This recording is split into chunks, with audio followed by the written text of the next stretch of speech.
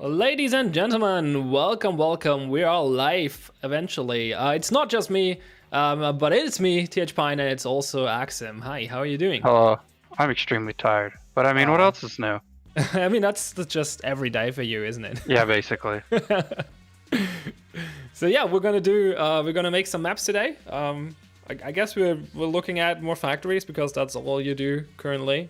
I was actually going to swap over and probably do a kill house after cool. a factory. Yeah, just so Sweet. we can get a different flavor of fucking Axsom.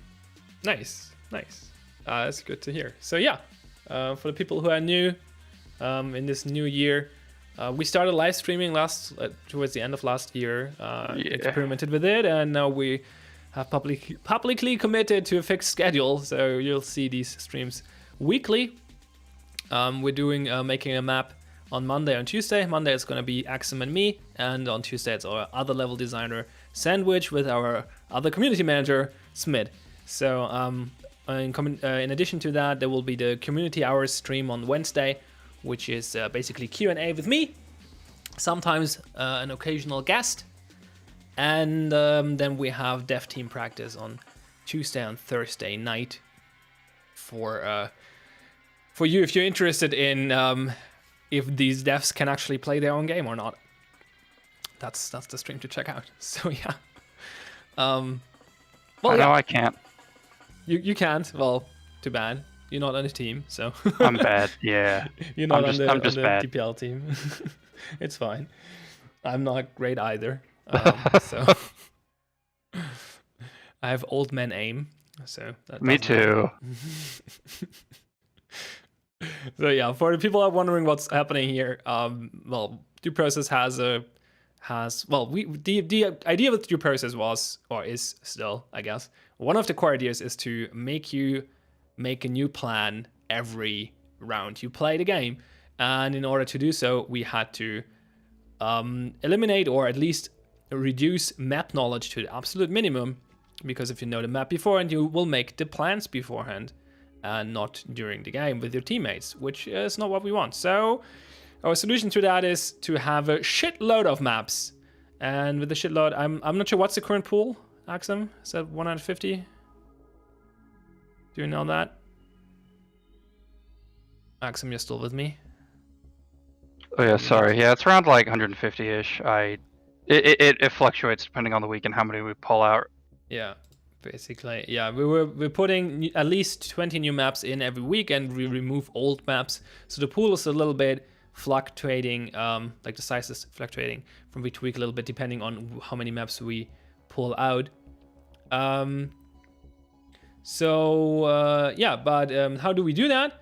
Well, we have created a system that procedurally generates the foundations of maps for us and a bunch of other little things, and that allows us to create maps in with very minimal human interaction or effort, and that what that's like the amount of effort that's left for the level designers is what we're gonna see today. So yeah, we can create a lot of maps in a short amount of time.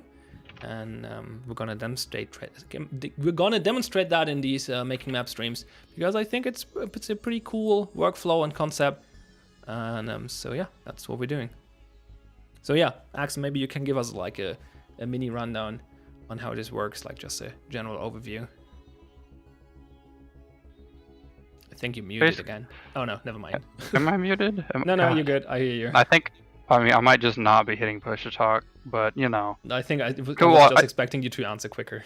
So no, it's okay. I'm still like brain is still on boot up mode right now, so like level gen takes care of a lot of the hard parts for us. So like when you're looking at this level, it's like you're only seeing like half the battle. So like there's all of these other things that are going on in the background of every tile in this thing or in this level. So like these big boxes are level volumes. If you look over here, we've got reflection probes all baked in, light probe groups. You know, if I turn my gizmos on, I can actually see all the light probes. Yeah, look at them. It's like you have all of these things kind of hidden in the background of each scene that makes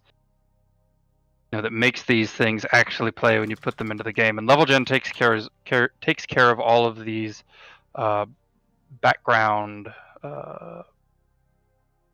these background assets that you never really think of for us, so we don't have to think about it. And applies all of the textures to all of the walls, takes care of all of the hard parts. So when it comes to actually placing cover, that's where I get to actually have fun, because I don't have to worry about all of these other things, because level gen's taking care of it for me. Well, yeah. And now I gotta turn all my gizmos off. There we go. Yeah. Yeah, level gen takes care of the hard and or tedious parts for us, and then we can kind of go in and place cover where we like, because level gen has given us the foundations to work with.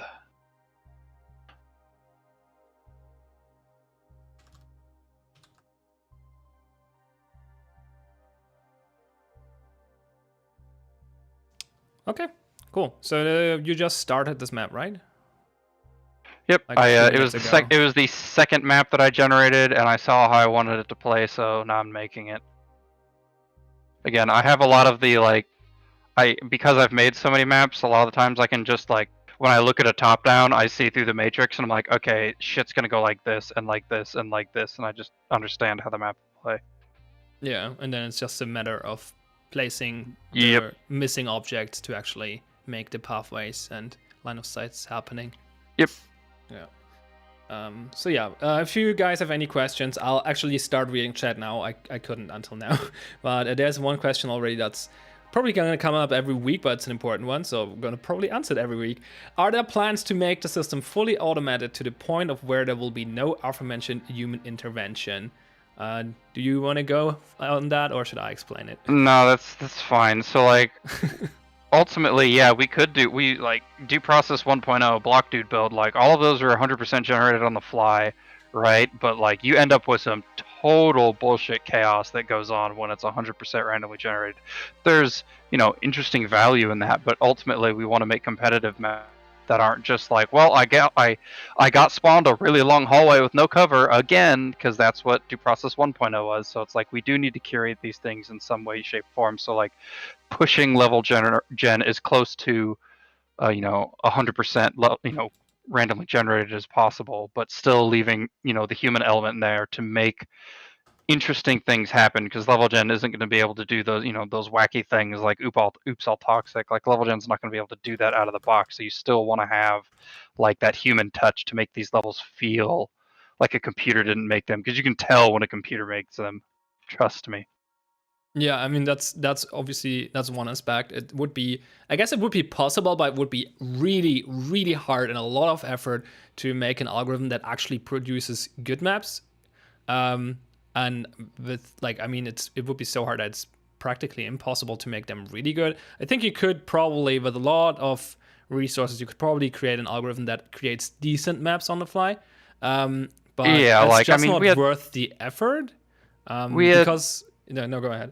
No, say with the complexity that we're shooting for, getting it to that level, like getting the algorithm to that level is really fucking difficult. But like if you look at due process 1.0, like when the levels were way simpler than we have now, yeah, sure, like that was totally possible. Like we did it. But a lot of the times the levels just straight up didn't make sense. So like a lot of the times what level gen would do in that 1.0 state is it would go, okay, I placed a door here. All right, that's cool. Now I need to play. Level gen tells me that I need to place 2 more doors, and they need to be fire doors. Okay, I'm done. That's what it would. This is what it would do. Is it would do shit like this, and it's like this. No, level gen, stop, and you gotta slap it around a bit and be like, don't do that.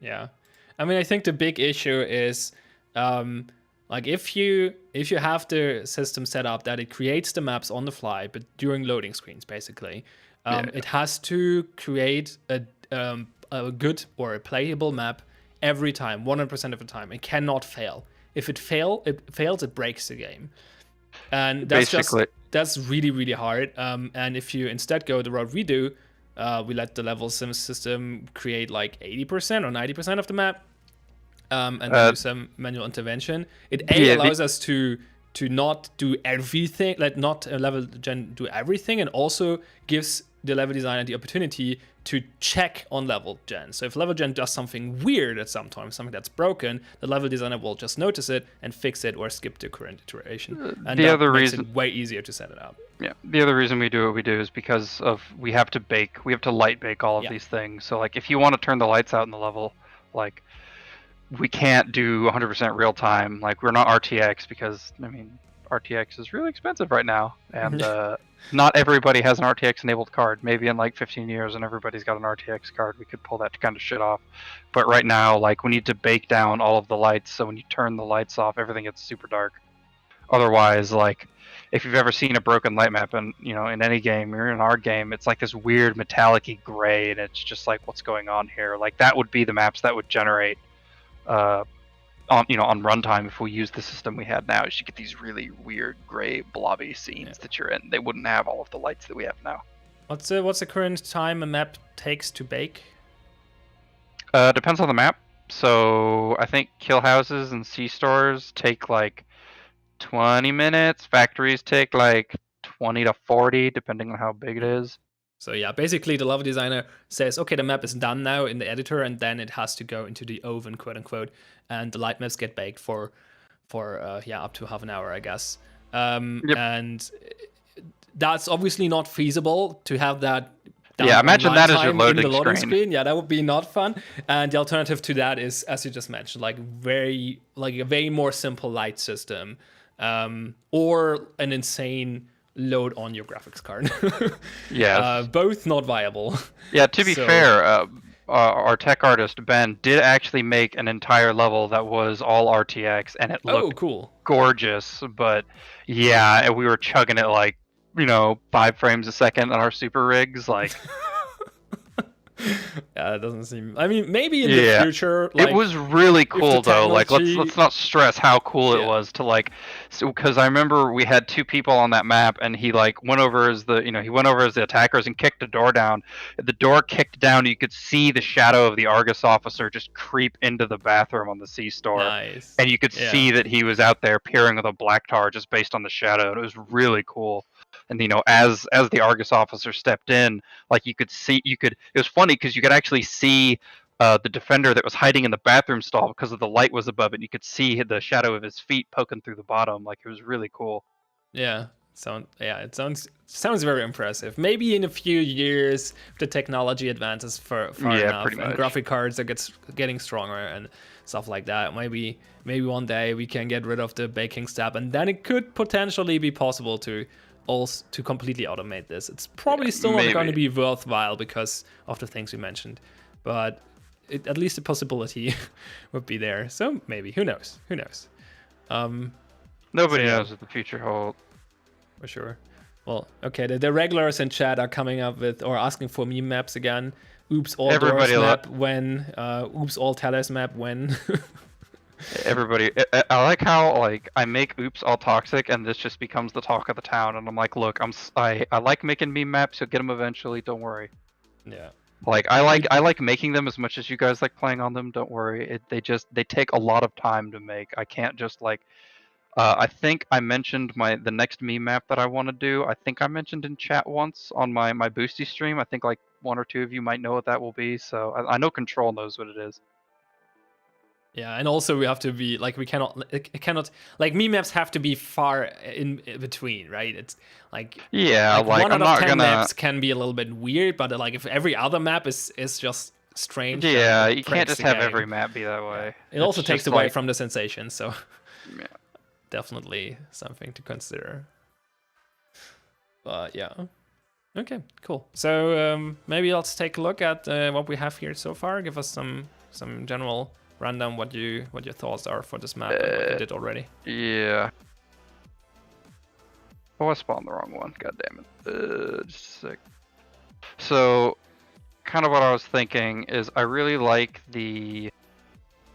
So, last couple factories I've made, I really like the... Of course, the big tall shelving units, but I actually really like the little like half-height ones, and that you can walk onto and like shoot and stuff. So actually, what I was thinking was having probably 2 like little mini ones. So like put the tall one here, and then you have a shorter one here and here that are all connected by like these little bridges of boards that you can walk across. So like there could be people up here or up here. That kind of thing. That's what I was thinking, is having this like little network to get from one side of the thing to the other, but it's only accessible via office or fan. Okay, that would be interesting for sure.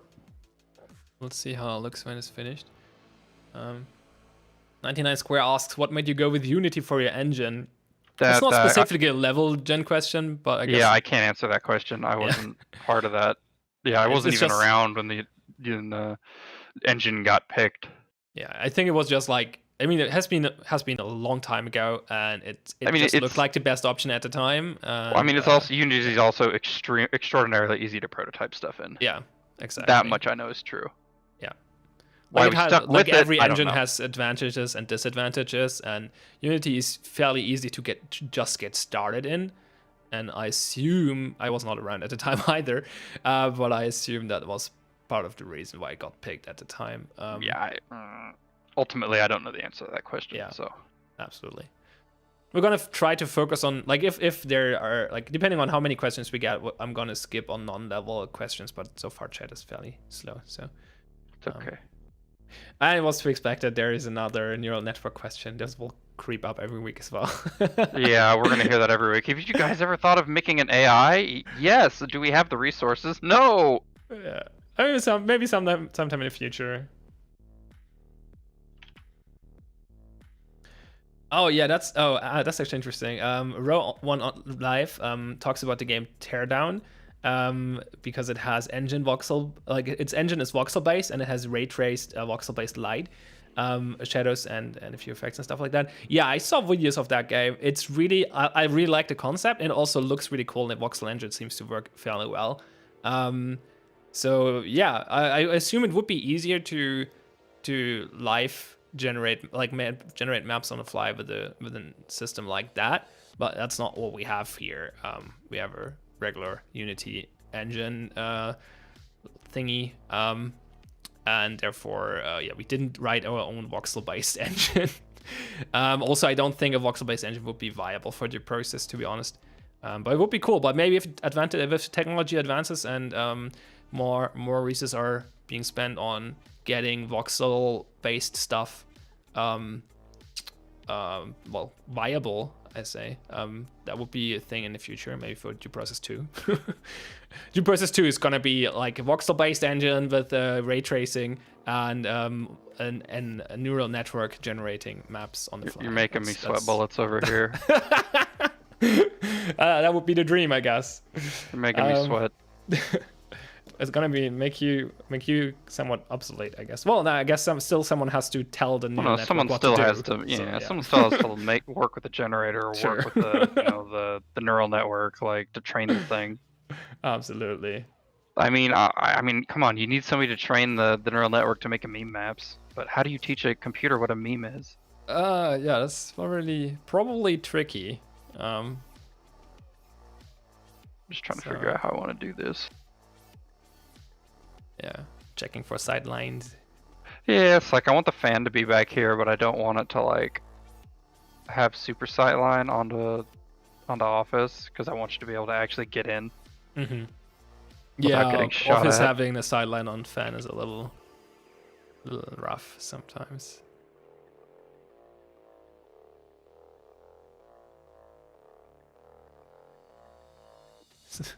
Is ground floor fan bad? Ground floor fan. Why would you do ground floor fan? I mean, it's just a red door at this point, I guess. Yeah, it's just a red door that you can see through at that point. It would just defeat expectations, I think. I mean, you can do ground floor fan. Just I don't see the point. Like, I just mean, do a red. I just do yeah. a red door. Yeah. Like, it Problem. also doesn't. I don't think it lines up flush with the thing. So I'd Yeah, have it probably to, like, looks I'd have to bad. wiggle it around because it's Yeah. designed for the second floor. Like, although to be fair, if you go back through our, it's in one blog post ages ago where we actually the original implementation of fan, we put it on a C store and we put it in the freezer. And I think we just flipped the whole thing upside down and shoved it into the ground until it looked right. Nice. So I watched us asking I think it was about like a that. fan, Yeah, it was like this. an interior fan. Now we're talking. Oh, I've thought about doing that before. Like a fan into office or into servers would probably make No, more it would sense. be like putting the fan here, right? Mhm.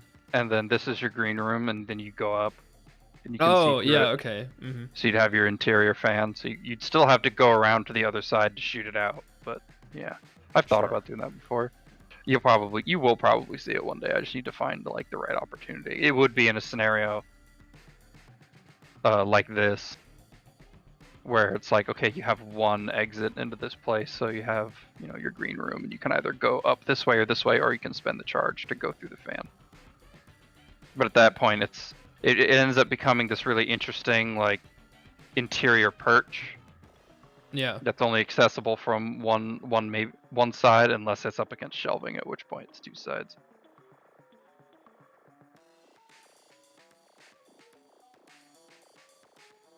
I guess we did not really talk about it yet. How long do you usually take to make a factory map? I mean, when I'm on my own, oh god, Windows, please stop. There we go. Why is my Windows key not locked? There we go.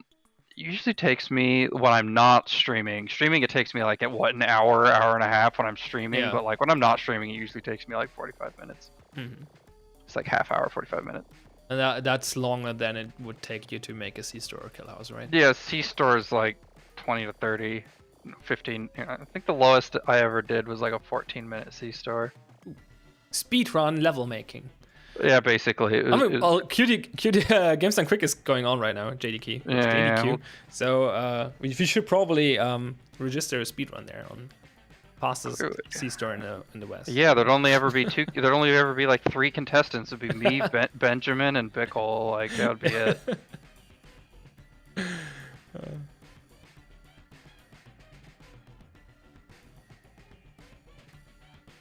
Okay, so now you switch to map view to see how. Yeah, I can toggle them back and forth.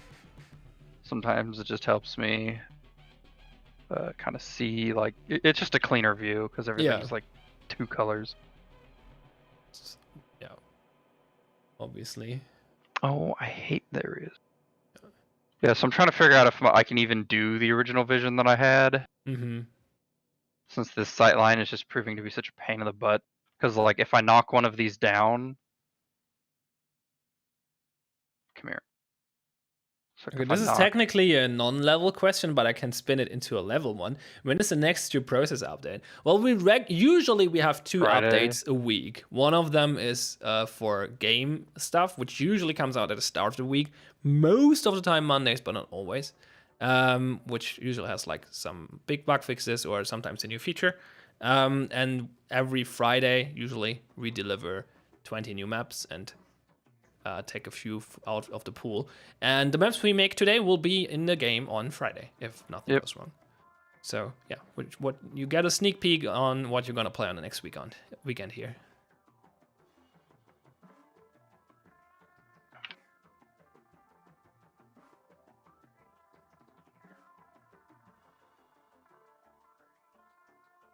So what stops you from going with your original idea of having the catwalks connected? Because you can see fan from here, and I don't like that. Oh, okay. Someone suggests to make a full T with those shelving units. Not sure if that will help. Depends on how you spin it, I guess.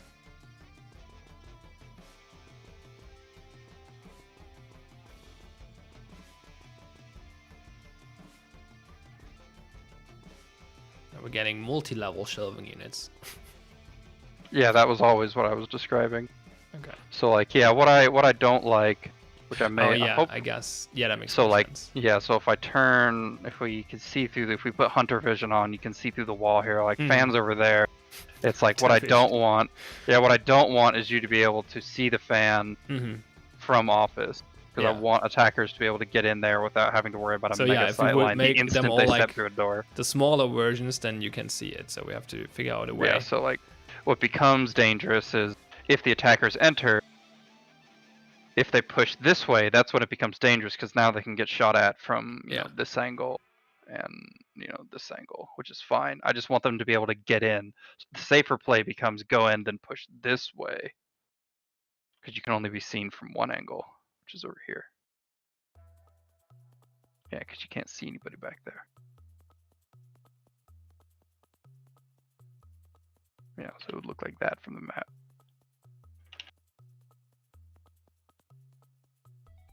That just means you have these like really cool like places up here that you can hide. So if attackers push this way, you could potentially have a guy up here like shooting down, which I think is neat.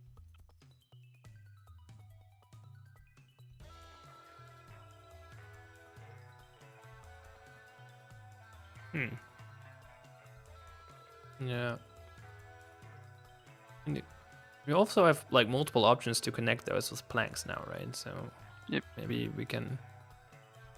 This is gonna be a really big fucking plank, though. Oh yeah, it's gonna be a big boy. I didn't realize it was that far away, but whatever. I mean, you could put like another container in the middle. Maybe like a smaller one. I'll figure it out. Like a one stack. I just gotta set this thing up properly, since this isn't exactly kosher, but whatever.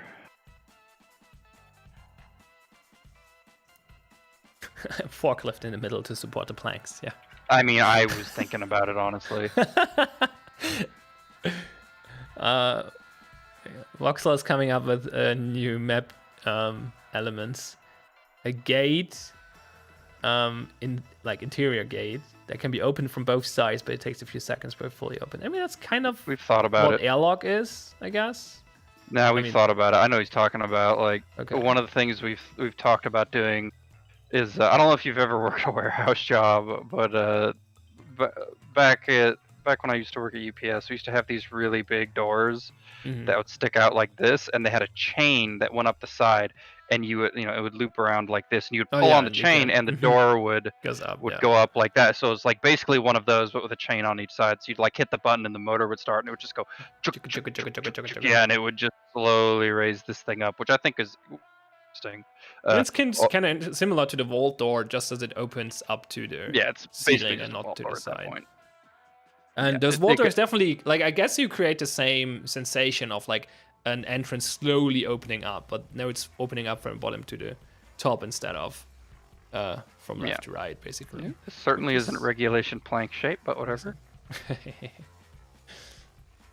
I don't know what this is, but Kellybob asks, maybe you know. Kellybob asks what if we have a texture atlas.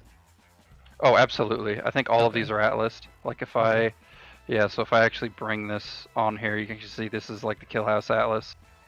If I click on this one, this one's like Atlas Factory 3. Like this one's not on Atlas. Is this one Atlas? Yeah, this one has several. So like, yeah, almost all of our shit is Atlas. I think the only things that like aren't Atlas are like, I think the wall textures aren't Atlas. So if you look at my inspector, it's like, yeah, this is like the wall textures tend to be not Atlas, but like the individual objects are. What he's talking about is like these materials are all like individual, like basically just think of them as JPEGs. Yeah. Like little tiny JPEGs. Oh, it's like Atlas where you put multiple textures into one file? Yes, Atlas is just this one big like mega sheet, and then you point objects going, hey, you need to use this part of the Atlas, etc., etc. That's what he's asking. But yes, I happen to know the answer to that one, and the answer is yes. Yeah, let's see. I wonder who put down the planks in this building. Like, what were they thinking of doing this? It was the Crims. It was the defenders. Okay, so they're just, it's like part of their defense strategy. Yeah. Yep. Because we don't give players the ability to put these planks down. I have to. That would be wild, by the way. Yeah, if we gave players the ability to do that, Tactical dude, like, ladder. unintentional platforming to the max. Oh boy. Oh, this is sunken into the ground. Get out of there. Are you on the ground? No, just that one. All right, get out of here, Inspector. All right. There we go.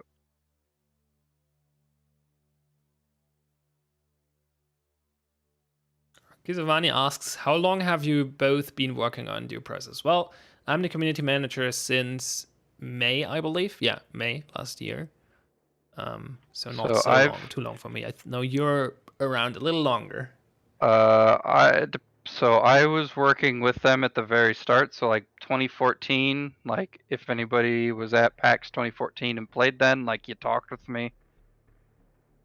Like I was there helping people like understand the game, doing my normal talk to everybody in the line. Yeah, I guess you were the community manager before I joined, so. Yeah, pretty much. I mean, I didn't start like working at the office until like 3 or 4 years ago. So, but I mean, I've been at basically every time we've gone to a convention, I've been there. Yeah, you were involved for a long time now. Yeah, I did. I got brought on. I did QA for a while, and then I did community management stuff, and then I eventually got onto what I'm doing now, which is I started doing level design.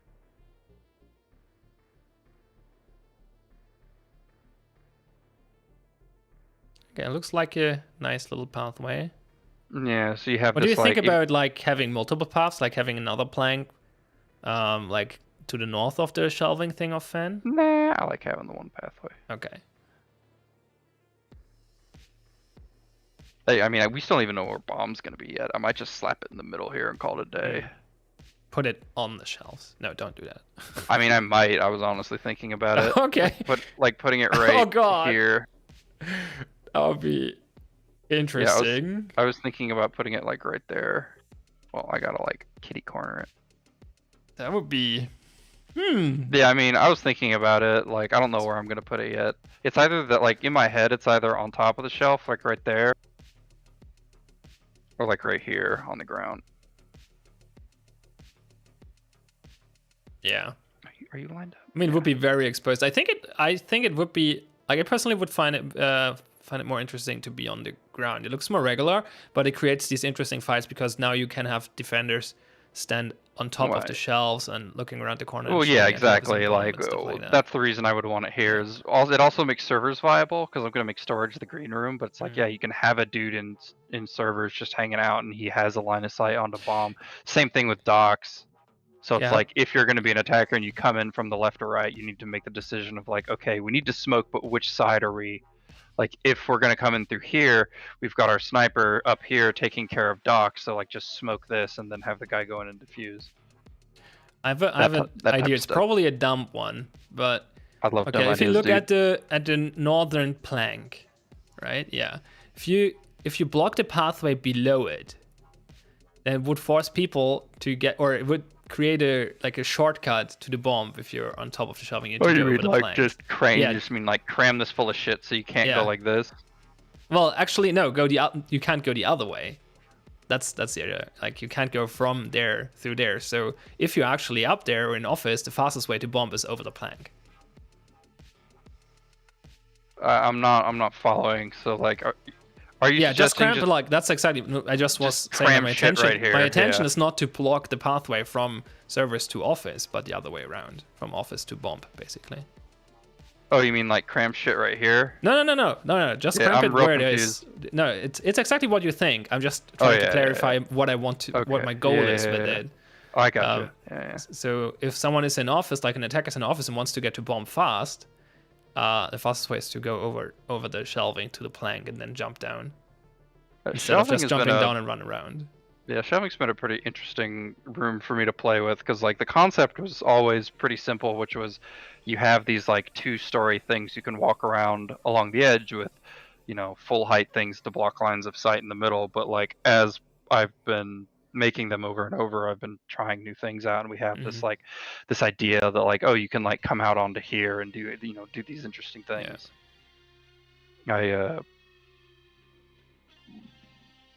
It's again like this is why like feedback in the level feedback channel is super important, because like people are telling me that I did it once and I got really good feedback on it, so like it's like, okay, people like that, let me keep exploring that and seeing what's useful, what is interesting. Yeah, always head to the Discord and go to the level channel, level feedback channel. This is basically where Axsom lives, so if you want to say anything, what you liked, what you disliked, I'll definitely tell you what you didn't like. Yeah, that's super invaluable. Yeah, a lot of people just, I don't know, I've noticed some people think that's like, oh, I don't like, it's like, don't criticize the map maker. It's like, tell me what you didn't fucking like, dude. That way I don't do it again. Yeah. Or I do it again and say, fuck you. But also positive things help a lot, right? Because if you don't hear like if you're trying something out and nobody mentions it, then I guess it wasn't interesting. Yeah, there was so like there was a good example of that is on one factory level I made this like ventilation shaft thing where it was like, let me just zoom around over here. Like all I did was I just added another exterior floor piece, put a door here, and then I put these like vents that went up like the wall like this. So like they started on the ground, so if we're looking at the side, it's like that. And what you could do is you could actually stand up here and look through the windows as an attacker and shoot in. And I made one level with these things, and I never heard anything about it, so I just stopped making them. And I was talking to some of the people in the Boosty Boy streams that I usually do at night, and they're actually like, why don't we see any more of those? And I'm like, because y'all didn't say anything. Yeah. So yeah, both positive and negative feedback are very valuable, especially when it comes to level design. I think this is the department where it's the most valuable to get feedback. Obviously, it's always like in all aspects of the game, getting feedback is valuable, but here's the one where there's the highest chance that we actually incorporate the feedback directly. Yeah, like this is the kind of feedback that is like directly actionable, where you're like, hey, I really liked this kill house map you made last week, and it's like I can sit there and be like, okay, and then make 4 more of them the next day, and then you see them on Friday. Yeah, that type of stuff. Like it's super easy to like take feedback from players, and just immediately take that feedback and put it back into the game. Of like, I liked this about this map, I didn't like this about this map. Then it's like, okay, well here. So Voxel suggests has a suggestion. I think we have a different solution to that coming up. If you have multiple shelvings next to each other to give them different colors, so you can. We have different. Don't worry about that. Shelving is about to get a completely new art style. Exactly. Like it'll still look like it belongs in factory, but this shelving like is getting replaced with other stuff. Like it'll look completely different. It'll still play the same. You still got this area you can run around, but all of these objects will be replaced with new things. So have new artwork.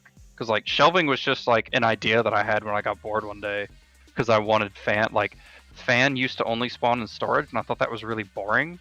But when you put it out in the middle of the open like this, it was so open that you'd get shot from every direction. So I was like, well, I want a room that you can run around the edge. You can run around the edge, and then there's blockers in the middle, and that's the rule. And I just made it.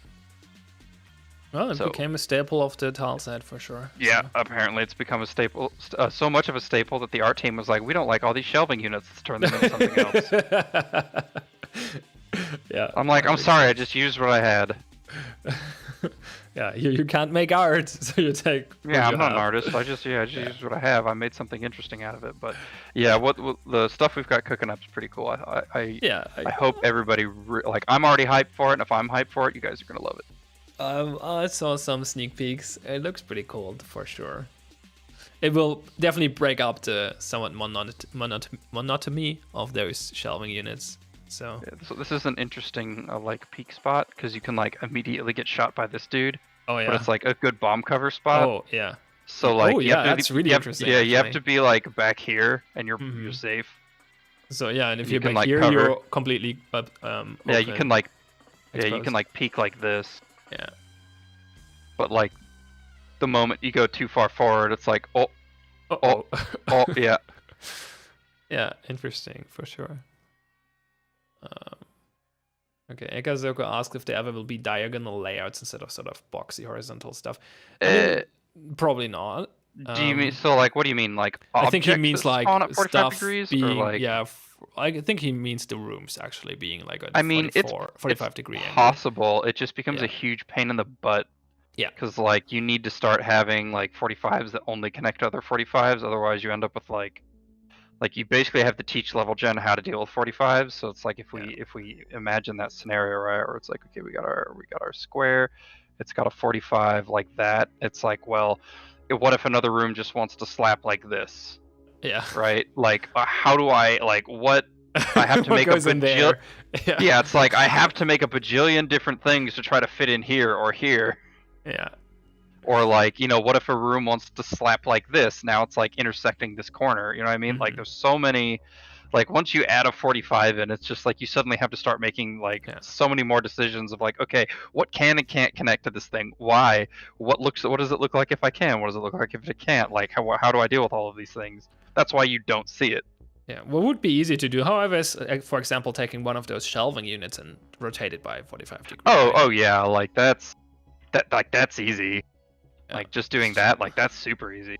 I just don't because I don't think about it. I'm not sure. Also, I think it makes it a little harder to navigate, and navigation. I mean, it's easier to kind of like visualize sight lines when they're just like straight north, south, east, west. Like yeah, we'll have the diagonals sometimes, but for the most part, yeah, it's just like straight lines. I need to figure out where I want my other red door, and I don't know where I want it. That's a good point. Someone just made in chat. If you zoom out a little bit, the container in dock 6 has a sightline on bomb. Yeah, that's fine. That's pretty dangerous sightline, but yeah, I think it's fine. It's actually interesting. You'd be surprised. Look at any given factory. Almost every single time there is a sightline onto bomb from dock from one of those trucks. I do that intentionally. Okay. Like the trade-off is the attackers can push the button and then you're locked in. It's that, but I mean it's also like here is this is your safety area. If you get a grenade chucked at you, you're dead. Yeah. Like it is a very high risk, high reward type of scenario. But like yeah, if an attacker gets on docks and just shuts all of these doors and you're in it, well, you don't have a way to get back out. Yeah. Yeah, it's definitely like it's interesting because it creates an angle for the attackers to check, but it's very dangerous to play in.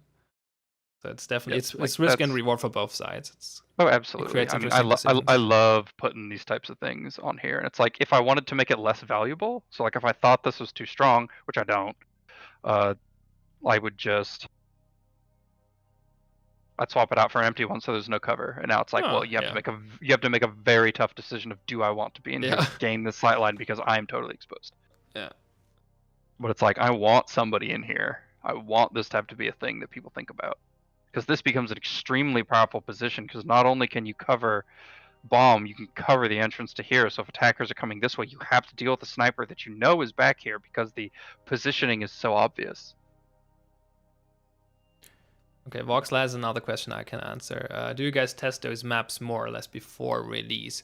Well, we don't test them in the sense of we're playing a match on them, but basically we give all the levels to Ozzy, who's our QA guy, and he plays on them on his own or uses the fly cam to fly through and check for bazillion things that could go wrong, like doors being facing the door, like being blocked or something else, stuff like that just breaks the game. And then he reports his findings back to the level team, and they reiterate. And so there is a QA check, but it's not like a play test, so to speak. So we're not testing them for balance or whatever. So all the balance comes from the level maker's mind or experience, I guess. But yeah, there's a lot of things, like there's a lot of small things that can go wrong, either by the level system screwing up, like the generation.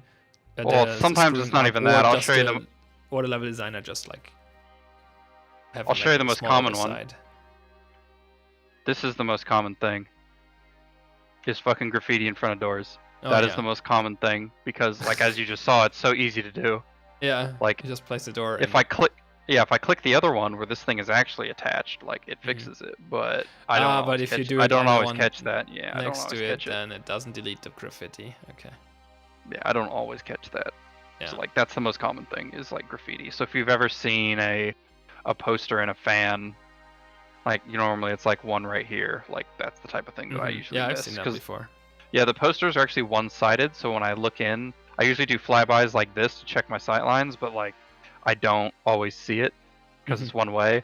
And if I'm checking from the other side, like it's it's small and I don't always notice, or maybe the fan blade is there. Like there's a whole bunch, like it's just I just don't notice. But like Aussie is good about catching those.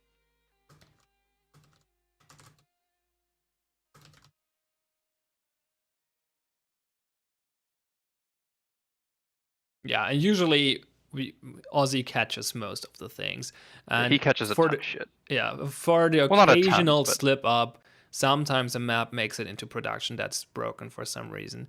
That's like invisible wall somewhere or something like that, and then we usually like if it's too bad, we we just blacklist blacklist them. it. So Yeah, we can just we turn. have Yeah, to we can do just it turn that. them off. We can just go to the Yeah. server and be like, "Hey, don't pick this map," and it's like, okay. Yeah, which is really important because like if you're putting out new maps every week, then occasionally you will have a map that's just broken, and then it's good to just being able to disable it.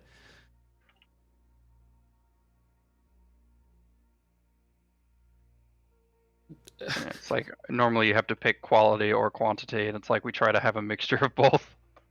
Yeah. It's like we can't have like with the amount of maps that we try to chuck out, like little tiny things are going to slip through, and it's just like we made sure to have the ability to blacklist maps, so it's not like, well, sorry, you're just stuck with this thing. So it's like as soon as somebody goes, hey, there's this egregious thing wrong with this level, we can just go, all right, blacklist it away.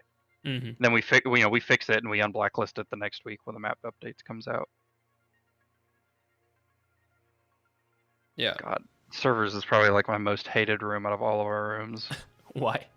It's just not interesting to me. Okay. It's Like, pretty samey usually. It's so it's small. just- there are not too many yeah. variations on it. And it's like one floor. It's one floor only, which is neat, but like it just doesn't do anything for me. It's not. It doesn't. Can you make a huge server and then make like a labyrinth? Like not on this map maybe, but I guess. I'd have to. Yeah, I mean, I have to. So the room shapes for server are actually. Oh shit! I fucked that up. There we go. Hang on. Why if I hold down, if I hold down Alt, what happens is it applies the texture to the entire like piece of geometry. So like this top cap ends up being brown. Yeah, and Alt is you push your talk button. So yeah, if you see that happening, Axsom's clicking while talking. Yeah. So Kizumani has the idea to give the attackers the ability to move the truck. I feel like that's going to be a downside for them because they will screw up their truck positioning, and so here's they will be shot from the inside. Here's the did you know gaming moment for Due Process. So as we swapped over from Due Process like box dude build to like the current art style that you see now, the truck actually moved and you could stop it. It went around in a big circle, and really? there was a button on the inside, I didn't know that, and it would stop. I never heard about that. Yeah, that was an extremely long time ago. I think I only ever played with that twice. But yeah, like that was a really long time ago. It was really fun, but like just imagine the mid ground and like the truck would just go around in a bit like really wide. It would just go around in a really big circle around a central point, and it would. Oh, that's all it would do. And there was a button on the inside. You'd hit it, and then it would stop, and the back doors would open. Okay. But yeah, I'm just imagine it's the UAV but on the ground. That's basically what it was. But that got removed. I don't remember why. All I remember is it was really jank at the time. And networking all of the stuff in the truck, so like the guns and all that stuff, networking that moving object with the players in it, with with the planning phase and stuff going on, like that. There's a lot of problems there. Yeah, it's a lot of work for not much value. And what I was talking about earlier is like there goes a lot, like you have learned to place the truck because you made so many maps, and you learned all the spots where the truck can't be, because it's actually very dangerous to have it in the wrong spot, because then attackers throw Molotovs at your spawn and stuff like that. I feel like if you give attackers the ability to move the truck, it's gonna end in their death more often than not. So yeah, probably. But yeah. one day I want the chase sequence with the truck through a procedurally generated city. That would be fun, but no, not serious. Speaking of servers, Derby is saying that it would be cool to have like an art rework, art pass, like a redesign for the servers and have it be more chaotic with like cables and wires everywhere and stuff like that. Yeah, I mean, you're probably. Never mind, I can't talk about that yet. So. Yeah. Okay. Yeah. So like, yeah,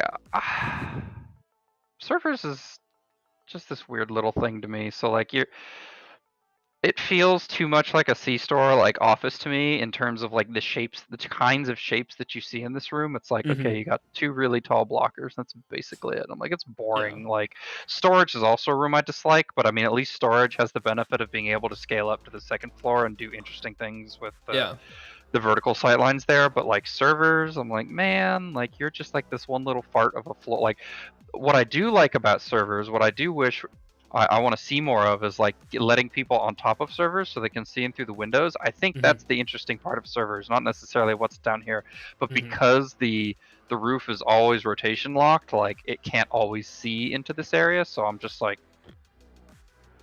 if servers was down here, right, like the roof would be pointing into the windows, and you could like let people up there. But I see. In this case, it's not. So. Yeah, servers is just like, I wish there was more going on with this thing. Like maybe I'll put some time and effort into thinking of like, how can this thing be more interesting? I know letting people on the roof is definitely interesting. It's just like making it signposting that, hey, there can be people up on this one this time. You know, making that obvious. Like, so whenever you see a map with a label that says roof access, that's kind of me going like, hey, a dude can be up here. You're gonna get shot. Like I'll actually go through and see like this tinted blue over here. On these, I'll actually put that tinted blue right here, so you can be like, hey, there's gonna be like, it highlights it, and it's like, hey, there's a dude here.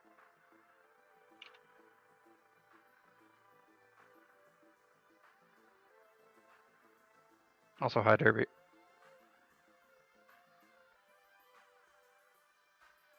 Oh, see, this is what I'm talking about. Look, I can see it right here. I already did it. There's already graffiti over the door. Oh no, you did the thing. Yeah. Don't do it. Better fix it now before Ozzy shouts at you. Yeah, I mean, I'm just gonna change it in the window. That gets rid of it.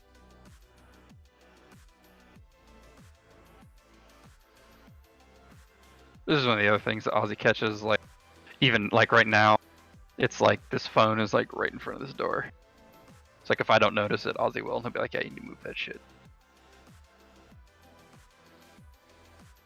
Fair enough.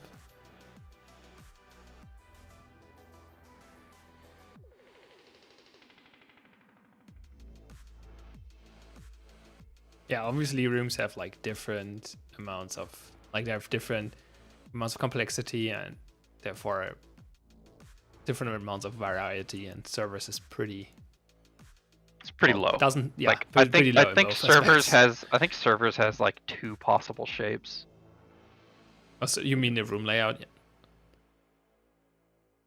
Obviously that yes, doesn't. Servers. Let me see. Here you are.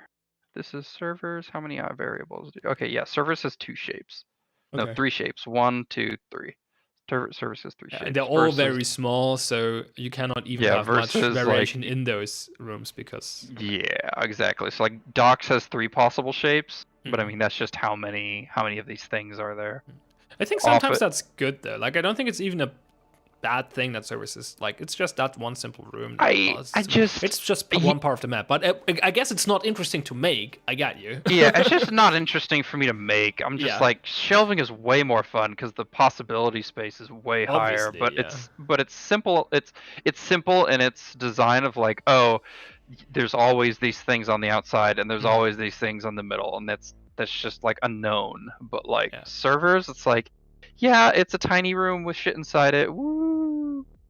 It's the same thing as storage. It's like, it's a tall room with shit inside it. Woo! Yeah. But like with Office, it's like, okay, cool. Like it's a raised room with shit inside it, but you always have an elevated firing position outside. Like that's the thing that makes the room interesting. Is like how do the windows on one side or on both sides, and you can have like staircases leading down.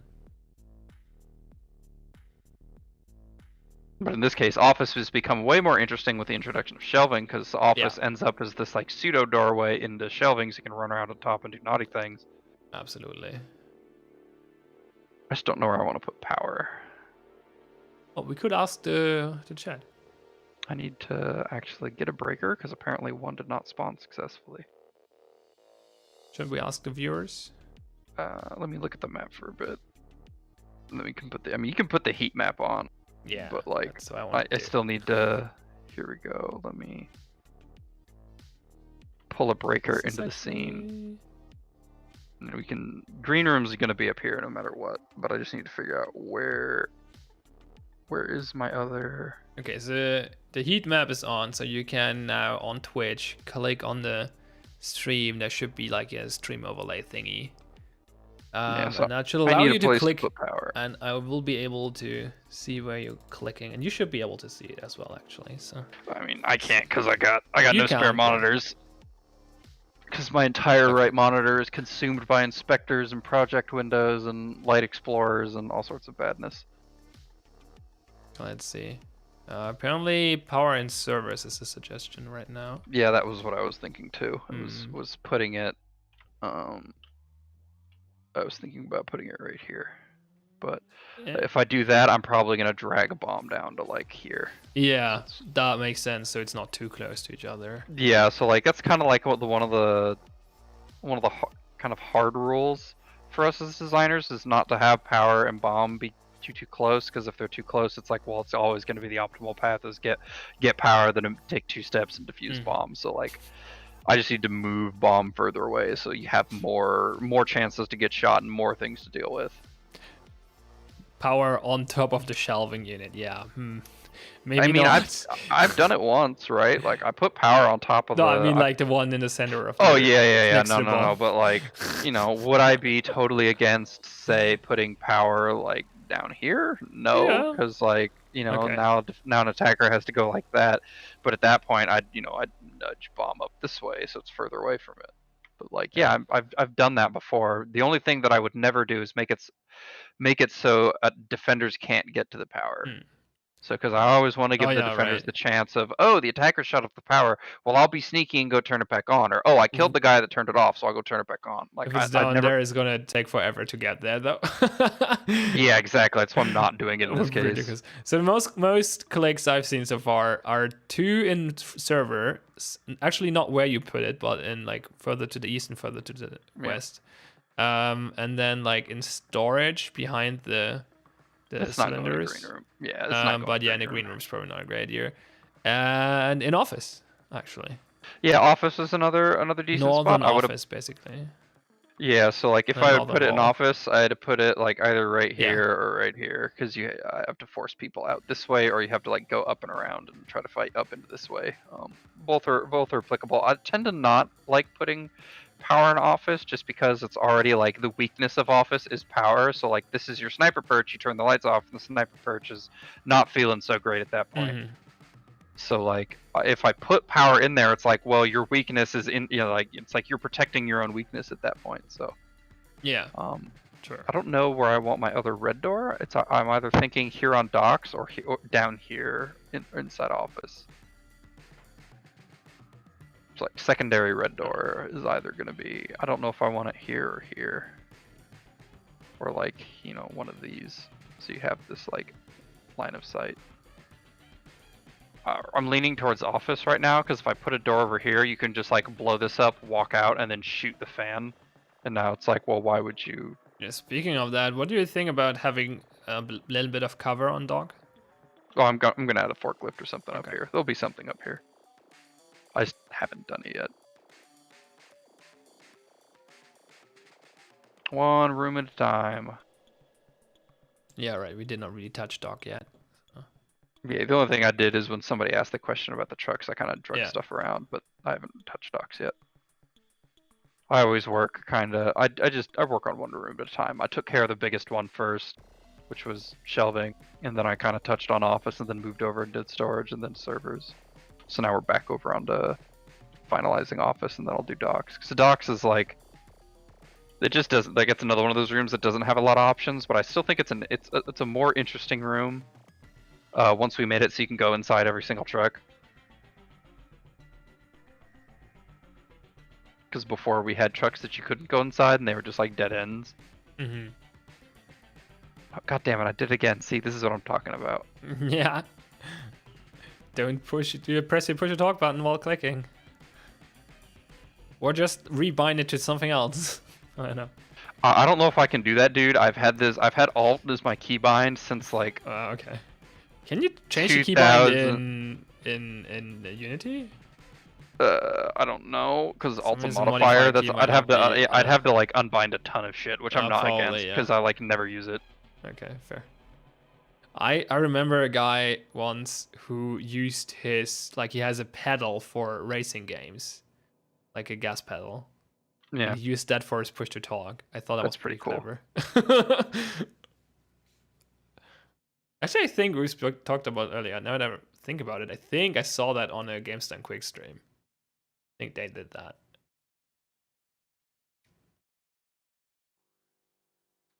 It's pretty clever. What? Yeah.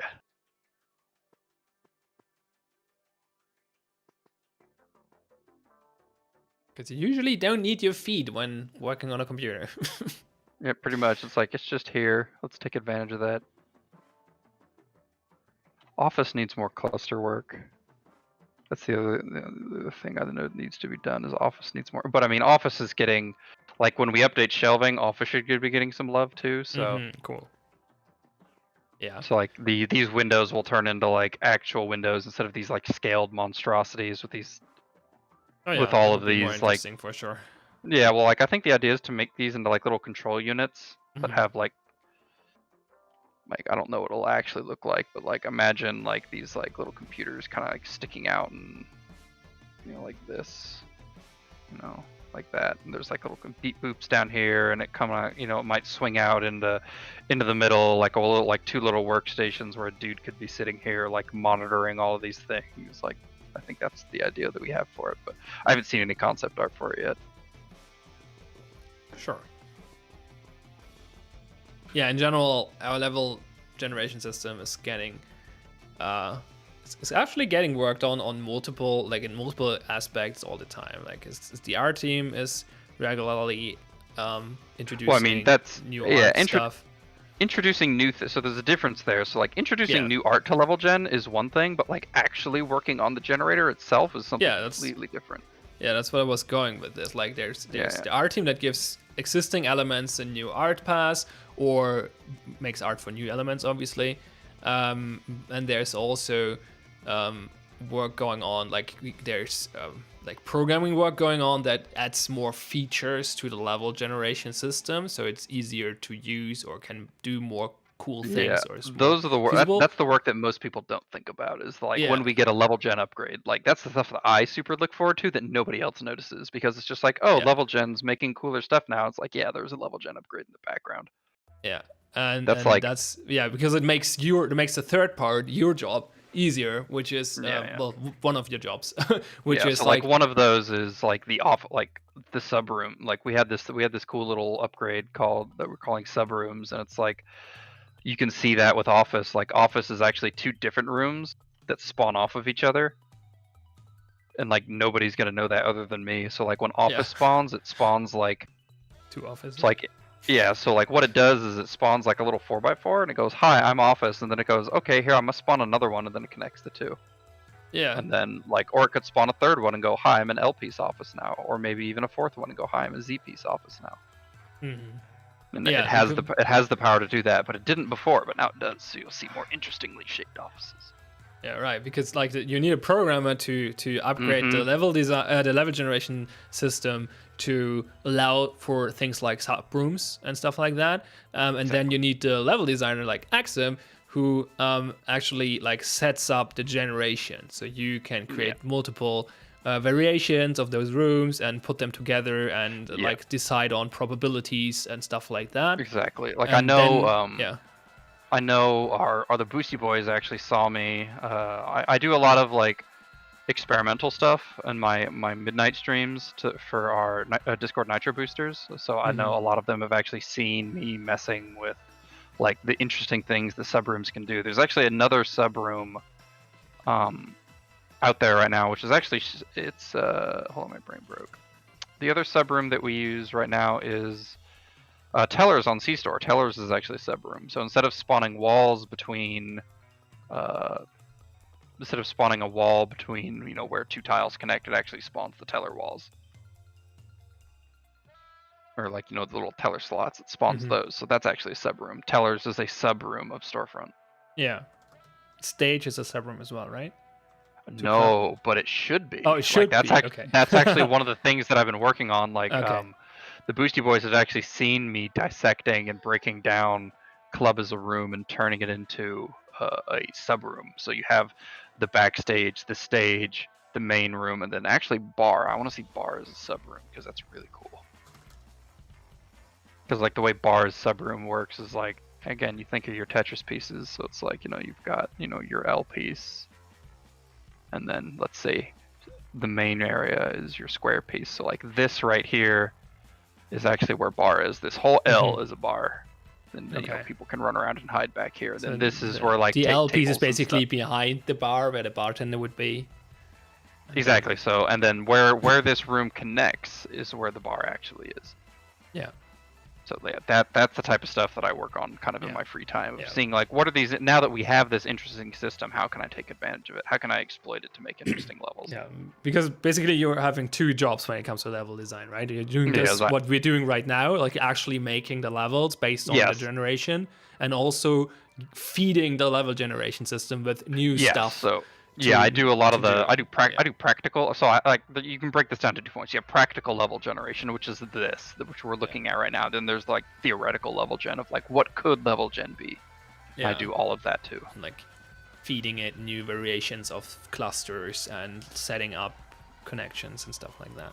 Yeah, it's like setting up. It's like, how could this? It's like you look at Club right now. It's like, how can I make Club in a different way? Like, how can I make Club? Because right now it's like, Club I think has like 14 potential shapes, but like with the stuff that I've been working on, it's like increasing that by a factor, like some absurdly high factor. Yeah. Because it's like, instead of a room being made out of like one like LP shape, it's like I'm making a room out of like 4 different LP shapes that all interact with each other and have different rules depending on where those Tetris pieces connect. Yeah. That's it's like you go from having like 14 potential shapes to, it's like, well, now you have like 14 different shapes that all snap together, and by the way, pick 4. And it's like suddenly you're thinking of, you increase the amount of potential shapes by a massive amount. Yeah, the potential shapes that you're looking at is just like some absurd like factor of 10 or 20, or it's just like, oh god. That will make this will create more variation, I mean, more interesting rooms and stuff like that. So it's all creating, and in the end, it results in more interesting and more varied maps, which is what we want. And I completely omitted, there's obviously a third job you're doing regarding level stuff. You're designing new stuff, so new rooms for existing tile sets, new tile sets, stuff like that. That's also what you're doing. I tend to do I tend to make new rooms in my spare time, and then I work on new tile sets. Like, it's like, hey, this is your task for this week, go work on this thing. I'm like, okay. But like, I'll work on like, you'll see me work on like working on new rooms for existing tile sets in like my Friday or my midnight streams. Yeah. Kizovani asks, how many maps do you guys plan to have before you think, yeah, that's enough, if any limit at all? Well, there's multiple aspects to that question. Well, first of all, there's, at least with the system we have right now, there's a physical limitation, physical, quote unquote, technical limitation more. Maps take space on your hard drive, and they have to be downloaded.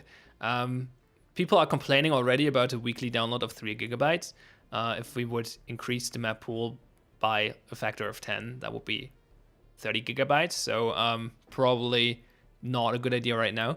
I think we have some ideas of improving on that. That's a question. That's a question for Vince. So right now we're using an asset bundling system where we take all of our maps and shove it into one big download. But there's other this isn't the only way to do this. Like, there's other methods of.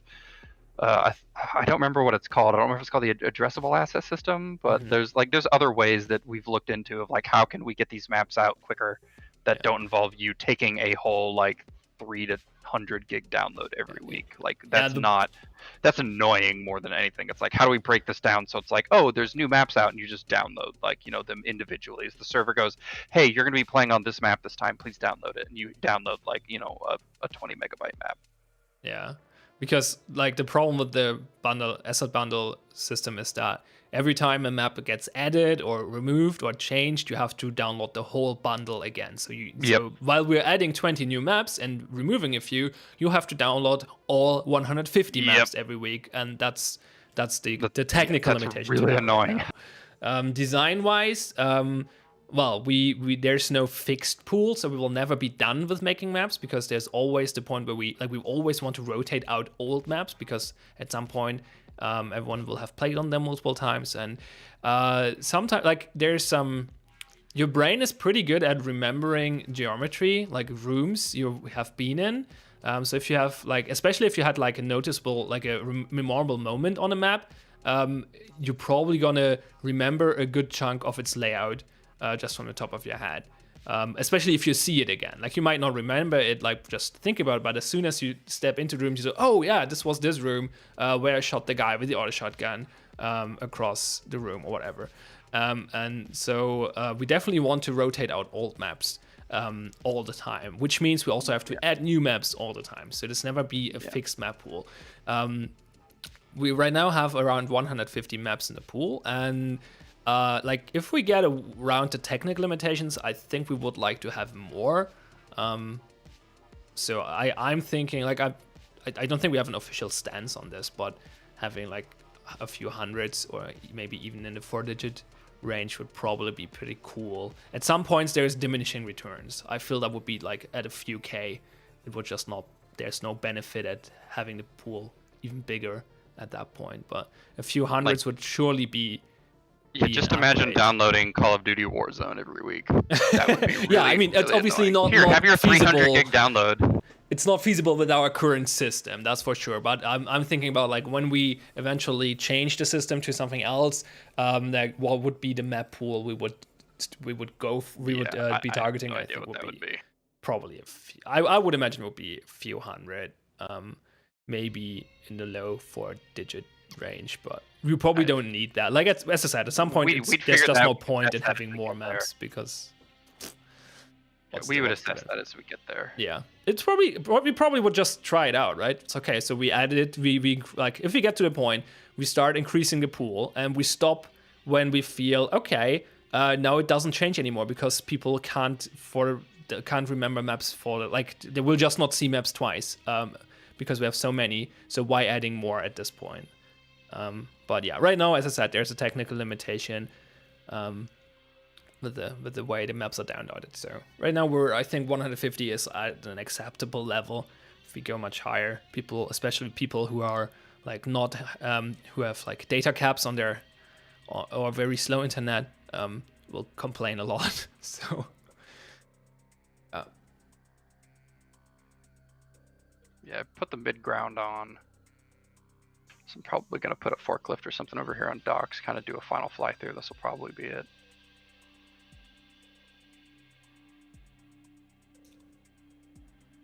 Took us a little over an hour to do, but I also did a lot of like drawing and dragging stuff around, and I do a lot of talking. You cannot click while talking because then you have your alt key pressed.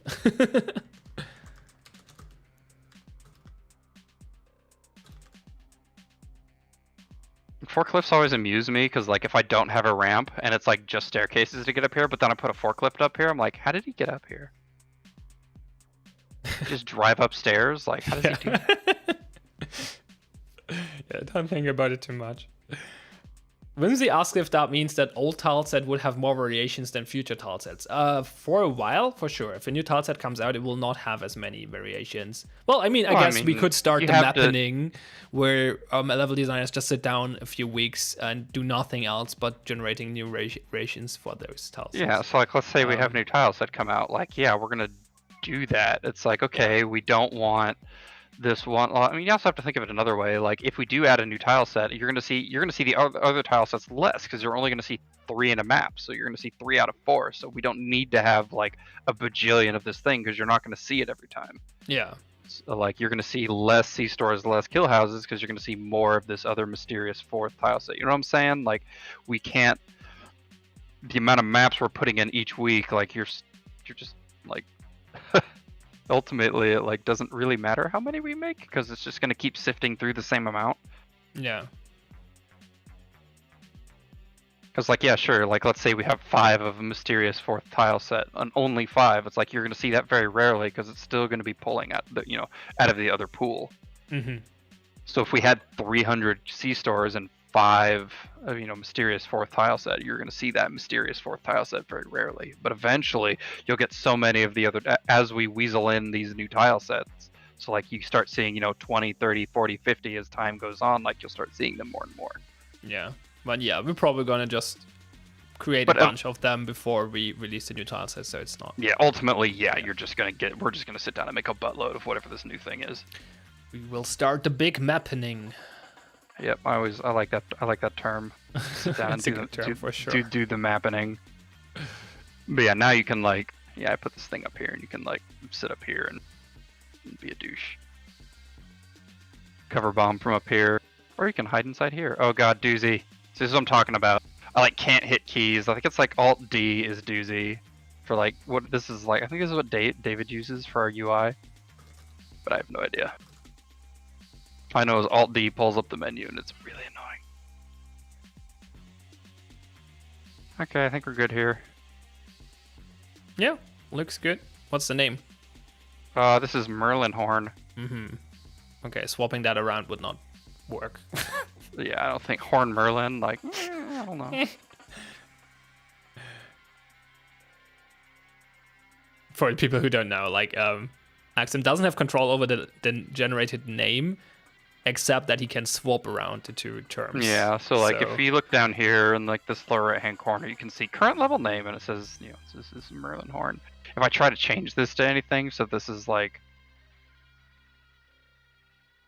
so if I do this, if this is Operation Smart Derby, and if I click out of this or do anything, it auto resets it. Yeah, like, but it there's will a swap not let names me. button, so. Yeah, I can reverse the order. So if I want Horn Merlin, it's like, so if I see a name that is interesting, but if it's in the wrong order, so if I see, like, Operation, like, linebacker Moist, it's like, no, I want to switch that so it's Moist linebacker. That sounds way more cool. Yeah, absolutely. And by more cool, I mean total meme. Moist linebacker was, like, the meme name for the longest time, because we added Moist as a name, and it's like, we're gonna eventually get something real weird. Yeah. We had, like, Moist Merlin at some point, I know I've seen. It's just like, I don't know if I like this.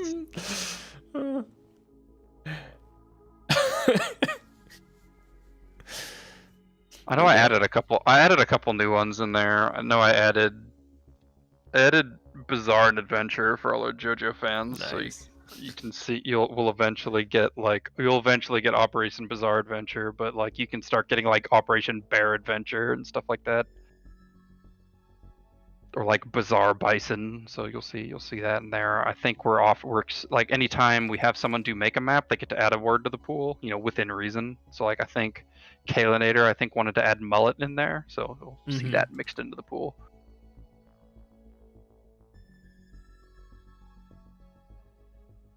So let's do a kill house map.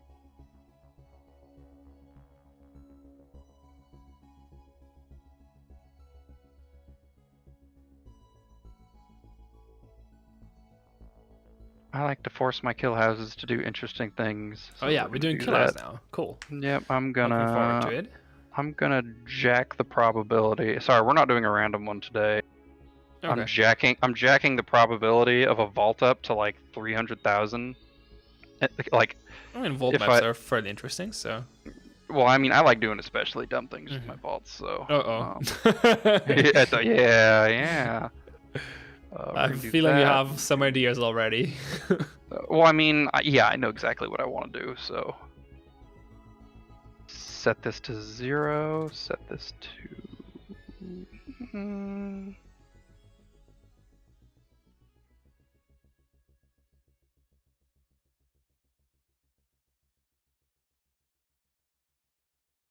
See what it gives me. Yeah, I have a very particular idea in mind because I started experimenting with it, and we will see more and more. Oh, I can almost do it.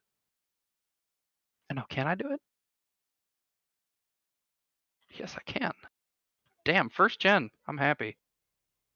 So what is your grand plan? It's actually pretty easy. Okay. This is my grand plan. So I'm actually just gonna we're gonna go in and just activate this so people at home can see without me having to just describe and draw. No cameras rendering. That's okay, I got it. You click on this object, go over here.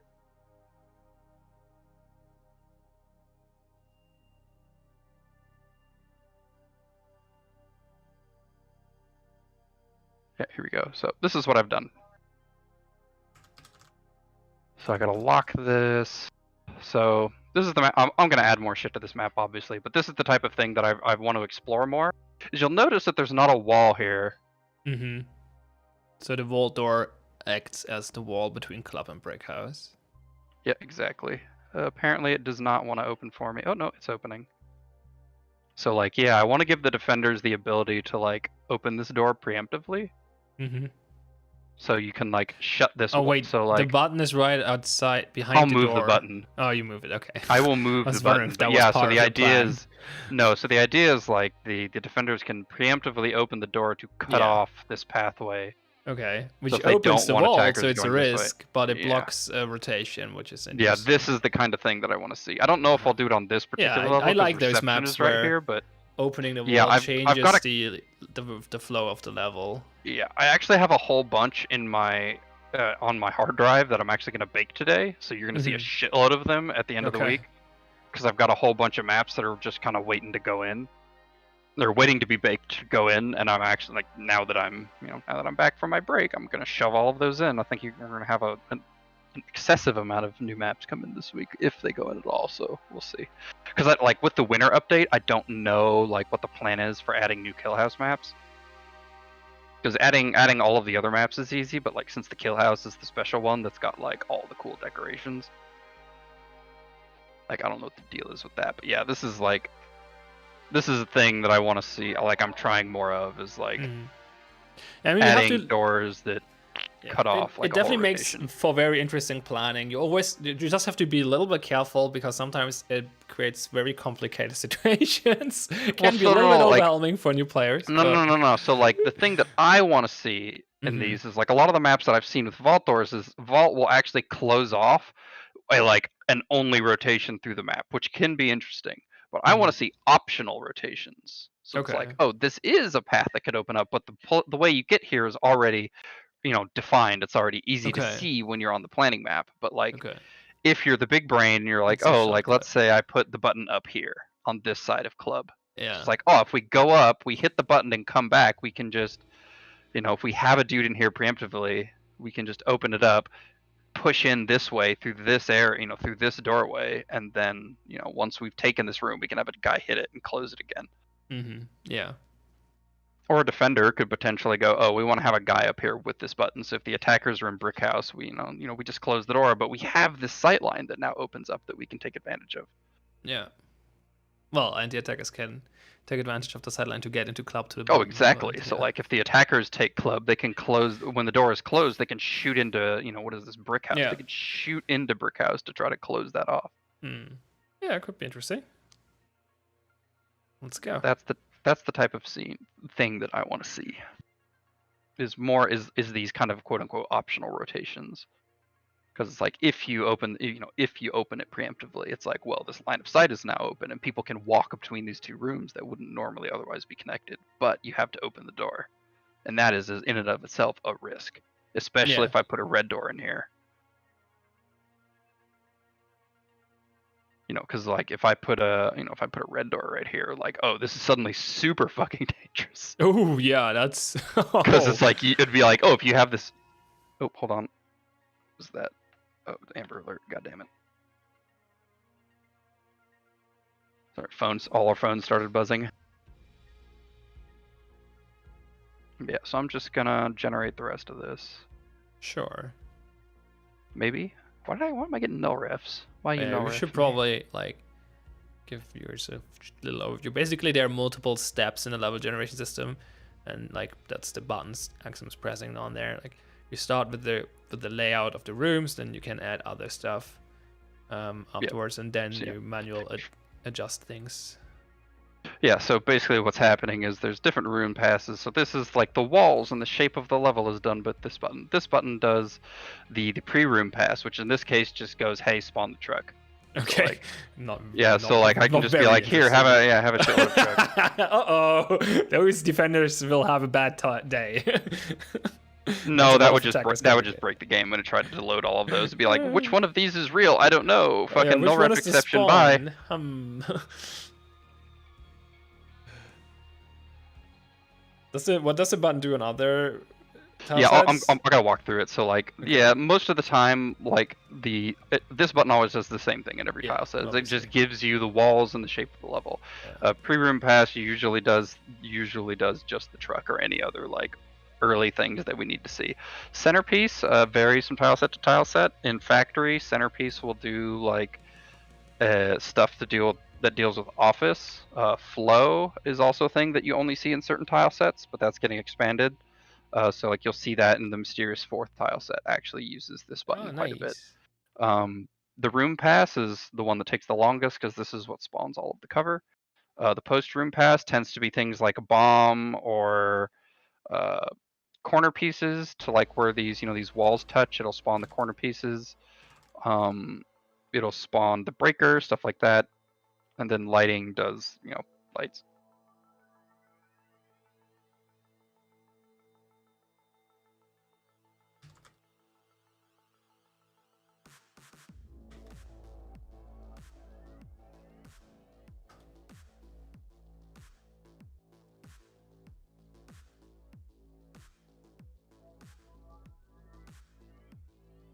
Yeah, the room pass takes the longest to generate. Usually takes it like a minute. So like we can actually see down here how long things take. Like flow pass, because it wasn't really doing anything, had this like absurdly low generation time.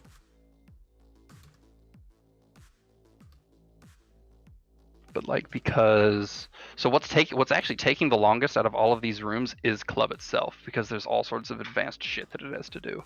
Okay. Like I'll break it down once it spawns, but like club is the reason this is taking so long. Yep, there it goes. All right, cool. So club spawned with stage over here where I want my door, so that's not gonna. That could actually be kind of interesting.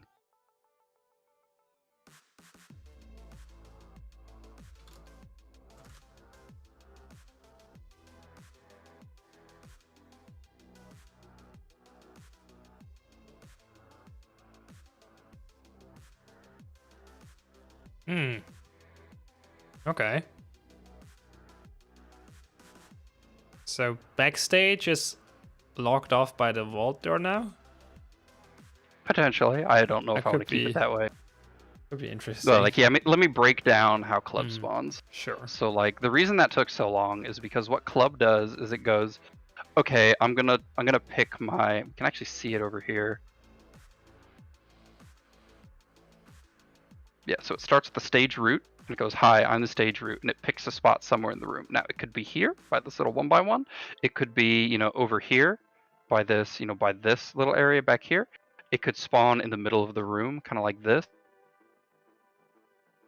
Or I don't know why I rotated it, but yeah, it could be like over here like this. And what it does from there is it then spawns the back wall. So it spawns this and the staircase, and then it splits off the rest of the room based on where this root piece spawned, and then it converts everything behind it to the backstage area. It's pretty complicated, but in this case it only needed 2 conversion nodes since the place was quite small, but it still needs to try to place it, and that's why it was taking forever.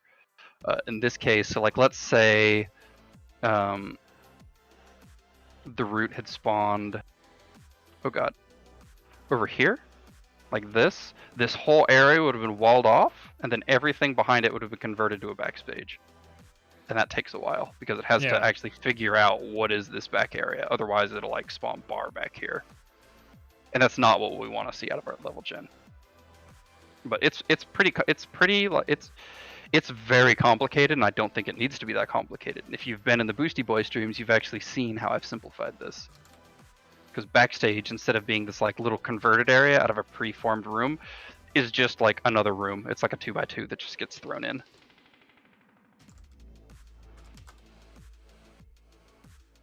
So that's kind of what I want to see. But yeah, so like in this case, like vault, it's like, well, if you open up if you close the door, you have this like pathway between the the front of club and the back of club. Yeah. Or excuse me, the backstage just leads directly into the brick house. I don't think I want to do that though. Okay. So yeah, one thing people might have noticed is that like on Kill House now, there's a lot of more cover that have spawned automatically, which didn't happen on Factory. Just because those tile sets are about like just props. Oh yeah. But yeah, Factory is still like Factory's pretty freeform because the spaces are just so big. Yeah, it's hard to teach level gen to spawn stuff properly. Yeah, Kill House. I think you're working on that though, right? Like yeah, like once we get all the new stuff in, like the new artwork, that'll be one of the things I do. But I mean, like it's still just so big. Yeah, that I don't know if it's gonna work out. If it's gonna work out in the way that I want. Like there's a bunch of different things I'm gonna try that I already know I want to try, but I don't know how it's gonna play. Yeah, we'll see. I mean, yeah. Eventually, if it doesn't work out, it just means it's more work for the level designers, and a little bit more freeform instead of having the generator do most of the work. So it's I mean, it also ultimately like hand making it like I do, like you're still constrained by the shape that the level generator gives you. Absolutely. It's like you still have that randomness in it. Like I can't just, I'm not gonna move a room because moving the room, like I have to move all of its associated, like all of this shit. Like I have to move all of that, and I'm not moving that. But there's even more stuff beyond that. If you don't like a room, you're like. So like all of these walls, are actually coded with they have a script on them. Yeah, so like let me just bring it over here. So like you can actually see the breachable script. So the breachable script is actually told what rooms it's bordering. So this wall actually knows that it's bordering kill box over here, an office over here. It knows that it figured it out based on its placement. So what happens is so on this tile set, it's not nearly as important or relevant. But like if I'm over here and I place a wall charge here and I blow up into this wall, it replaces the textures and the geometry of this wall with something different. So with a wood wall, it's not that interesting. But think about C-store. So when you have a bathroom wall into the storefront, like the destruction piece that gets added is going to be different for the bathroom because it's got that tile, that tiled texture, versus versus the like more brick texture out here. Yeah. So yeah, you need different textures. Like it does need to know which texture and which breach texture to put in there so it doesn't look out of place. Obviously, it's actually the wood wall in C-store. It's even more complicated than that because it actually is adding new geometry in. Oh, true. Yeah, I guess it's actually adding replacing the whole wall with the wall that has a breach. Yeah, it's actually replacing it with two wall halves. It's like this is the wall breach that is actually appropriate for this half, and this is the wall breach that is appropriate for this half. One half per room because you need different. Yeah, and it stitches them together. Yeah, so like if I move a room, I have to update every single one of those scripts on every single wall. I that's why you don't move walls. If you don't like a level layout, you rather just put it in the bin and generate a new one. Yeah, because that's actually fairly easy to do. Yep. I think on Kill Horse it's really fast actually, right? Yeah, just doing a new top down. It's super fast. If I actually go into console, we can actually see. So it's pre-room. Oh, the Factory was a little slower, right? But still, like so like this one, the tile pass takes like what? 10 seconds. Is that 9? Say about 10 seconds, and then the walls take about 2. So it's like what if I want to see a new shape? I wait like 10 seconds or less, and boom. Yeah. On Factory, it's a little longer, I believe. No, I think it's actually a little faster on Oh, factory, but okay. once you get to the room pass, once I get to this button, that's when it takes forever. Okay. I see. Oops, go away. Shrink you. Sorry, because I pulled the thing out, I messed with my layout.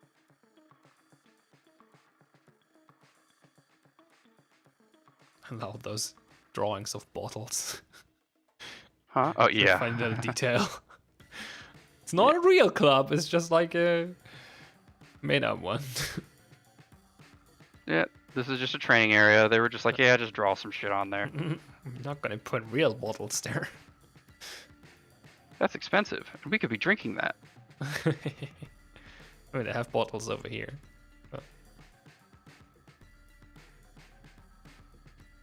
But yeah, you can see like one of the things that we had to actually teach level gen is like you're noticing me, like I don't know if you've noticed, but like I'm replacing walls with doors and it's inheriting the texture of what I put it on there. So like this is an interior door. If I put an interior door here, it's taking a different texture, right? Oh, yeah. But this is because this is an interior door told to be targeting the interior texture of this room. Oh, okay. Yeah. Like it's inheriting certain textures. Mm-hmm. But if I put the same door in the same if I put an exterior door here, it inherits the exterior texture and everything's fine. Oh, so yeah, okay, so it picks the yeah, if you put an interior, I see what you mean. Like it takes the So we had textures from the interior walls or the exterior walls, depending on which room it is. Yeah, which door you choose. Yeah, which object I'm putting. Yeah. So it's like we had to teach before. It didn't even do that. It just replaced it with this default texture, and we had to like manually drag it over every time. That takes forever. Yeah, that seems to be more. But yeah, it's a more clever solution. Yeah, way better. It's interesting how much work you can, how much work we already put into this level generation system, and how much more work you could put into it to make it even better. Like the options are like basically unlimited. Yeah, because if I put it here, it's still inherited a weird texture because this is a very specialized wall. But what if I wanted a door here and I wanted to inherit it? I'd have to teach it to do that. Yeah, there's so much stuff that could be sped up. It's always like a balance between like, is it worth it to invest more resources here, like especially since our resources are fairly limited, or do we just let the level designer fix those things? It's basically comes down to the same fundamental question we had earlier with fully generated levels. Like basically it's way easier to let the generator do like 80 or 90% of the work and then the level designer finish the rest instead of having the generator do everything. It's just not worth it because those last 10 to 20% are just so hard. They would be so hard to teach it every little bit. It only takes me 10 seconds to get level gen to remember this is a computer chip thinking and going through the algorithm of making this shape. Took it 10 seconds. Like if I had to hand assemble every single one of those wall sections and roof sections and like hand place all of those light probes and reflection, like if I had to hand do all of that for every single map, you might get a map every week. One map, just one. But because level gen takes care of all of that for me, it's just like all I have to do is think about where I'm placing cover because all of the other shit is already taken care of for me. And I mean, all of these wall textures are taken care of for me. I don't have to do that at all. Can you imagine if I had to do every single wall texture on every single wall piece? Like that's hundreds of wall pieces. It's like we're talking about like an entire like afternoon spent just applying textures to everything. That sounds fun. Yeah, and on the flip side, like the stuff that is left over for you to do would be really hard to teach the level generator. So it's that balance, right? It's that balance. So there are things that the generator is really, really good at, and that's really tedious and a lot of work for a human to do. So we automate it. And then there are things that are really hard for the generator to learn and to get right. But fairly easy for a human being to do, like placing because we doors. have like this conceptual thinking, right? We know, okay, this is a room that someone plays in. Like the level generator doesn't know that this is a video game where people shoot each other. It's just placing geometry in a way we told it to do so. So but a level designer obviously can take a look at them and say, yeah, okay, so probably attackers are going to go through here and defenders are going to set up here and stuff like that, and think about sidelines and stuff like that.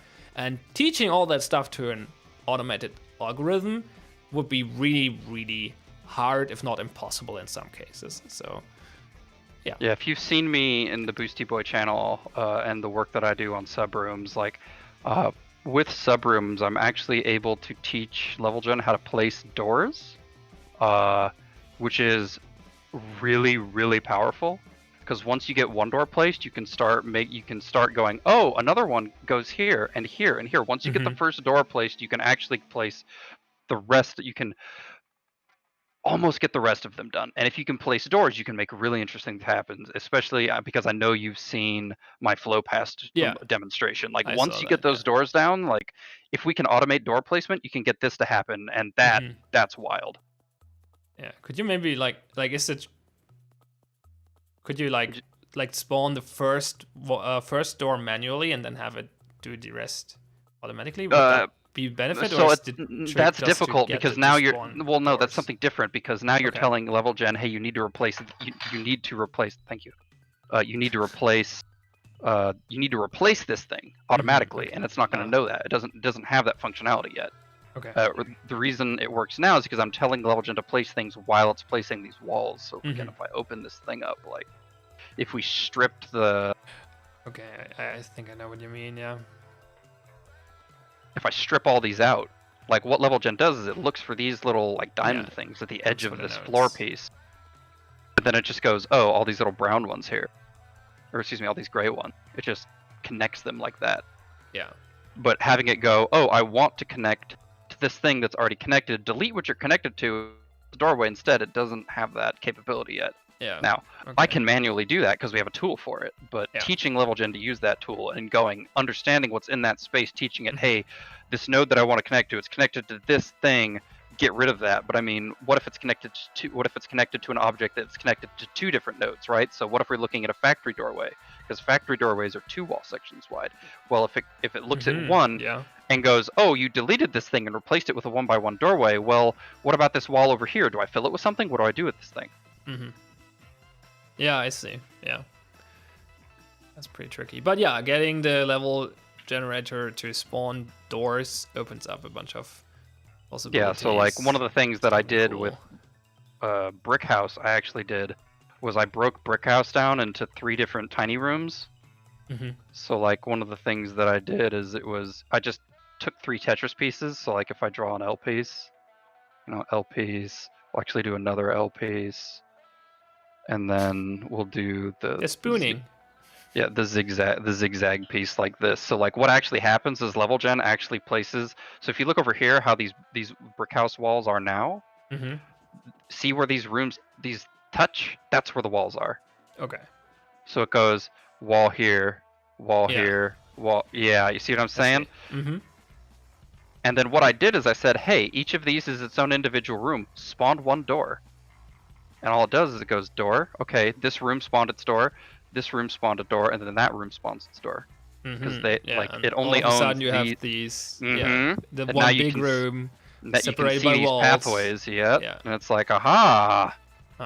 So it's like you can do the flow system Precisely. you have worked on in the past and make it spawn cover in between the walls as well without actually breaking the pathways. You got it. Stuff like that. We're almost there.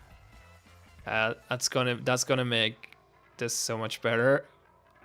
Like I said, once you start seeing through the matrix, it's like, oh no. Yeah, that's what I meant earlier. Like, there's so much more stuff. Like, there's almost already so much stuff the generator does, but we could teach it so much more stuff to do things. Yeah, and that's a lot of what I do is teaching level gen. It's just always like a balance between like, is it worth it to actually teach it that, or is it easier to tell the level designer to do it manually? Yeah, it's way easier. This definitely seems like something that would be worthwhile to get finished. Because as I said, I saw your earlier prototypes of the flow path system, and that looked really promising. Oh yeah, like as soon as I figured, like it was all theoretical till I threw it together, and then like I showed you that demo, and I was just like, oh no, this is, it's like that moment from oh no, he's hot. Yeah. It's an interesting question actually. What's the biggest and/or smallest you think you'll ever make a map? Depends on the I tile set, I guess. it but- depends on the tile set. Like one of the ones I've worked on like is actually pretty small. Like it's smaller than a kill house. It's like I think the tile set that You I mean was the working one you on is just like made, like earlier this stream? no No, another one. like Okay. I've worked on ones that like Okay. I do a lot of like I work on stuff in my free time because I Ah. love working on the level generator because like to me it's like this endless puzzle and it's just Yeah. fun.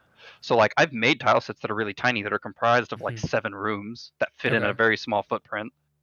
But remember, like Interesting. I prefer smaller tile sets because the bigger a room is, the harder it is for level gen to figure out what goes in Yeah. there.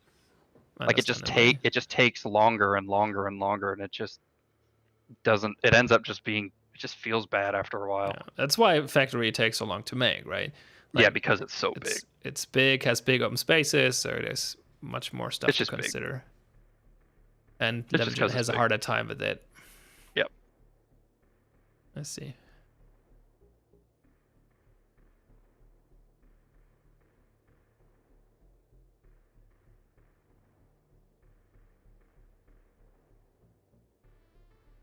So, just giving Brickhouse some finishing touches. Yeah, I'm moving around so I get the flow I want. Mm-hmm.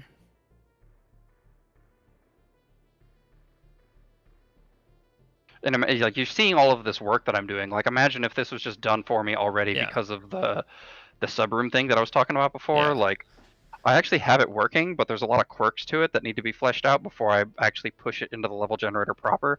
But the cool thing about it is because level gen, like we were talking about things level gen is good and bad at, level gen's really good at doing this, is putting Yeah. together like these Tetris piece Tetris shapes. tiles, yeah. So the more I can take advantage of that and push most of the design of the levels into that pass, like the less work it has to do when actually placing these teeny props. Yeah. True. So yeah. And that's what if you that's tell where like if you instead of like actually placing cover and stuff in a room or walls for like with a different concept, you just make it, hey, these are actually multiple rooms and we connect them with the brick house walls, then it already knows how to do that and you can just utilize that again. Yeah, it's really good at doing that. So the more I can like push level gen to take advantage of things it's already good at, like the better, obviously. the faster levels get made.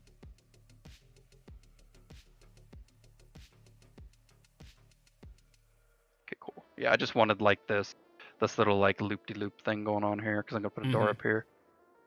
Yeah, that makes sense. Door. Yeah, green door.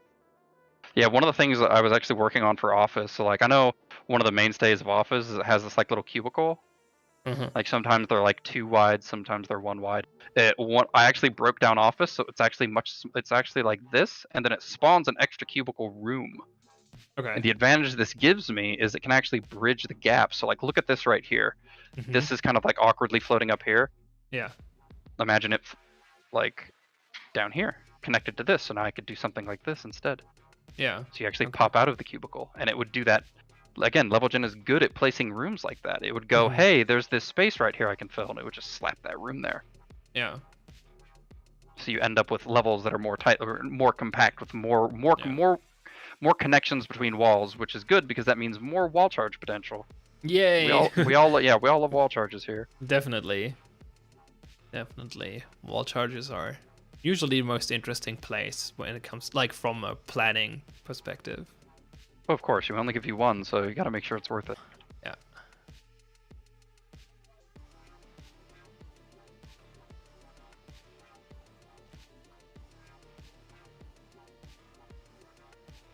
Yeah, one of the other things I did, again, I did a lot of work on this.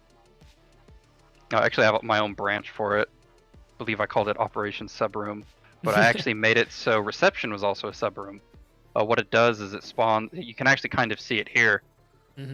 What it does is it spawns 2 shapes. It would be like this. Yeah, and one is the exterior and then one, where and one is the and then where they meet. counter. Yep, it spawns a counter piece, and then it spawns 1 door and then all the walls. Yeah. And then I don't have to place, I don't have to nudge all of these things around. It's just done for me. Yeah.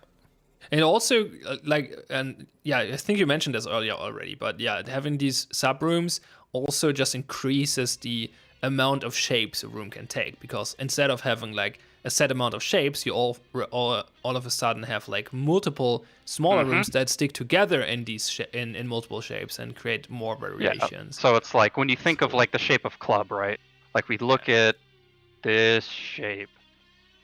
It's like this like weird little fat like piece right here, right? Like you've seen, like players have seen this shape dozens and dozens and dozens and dozens, if not hundreds of times already, because there's only so many. I can go look. Well, actually, look. Let's figure that out. I think there are not so many club shapes. It's so club. Fairly few ones. Club has a unique wrapper, which is why. When I say wrapper, like each room looks at a different amount of shapes that it can potentially pick, and we call that a wrapper. So Kill House actually has generic ones. So we have small, medium, and large. Club is unique, and it has it's called huge.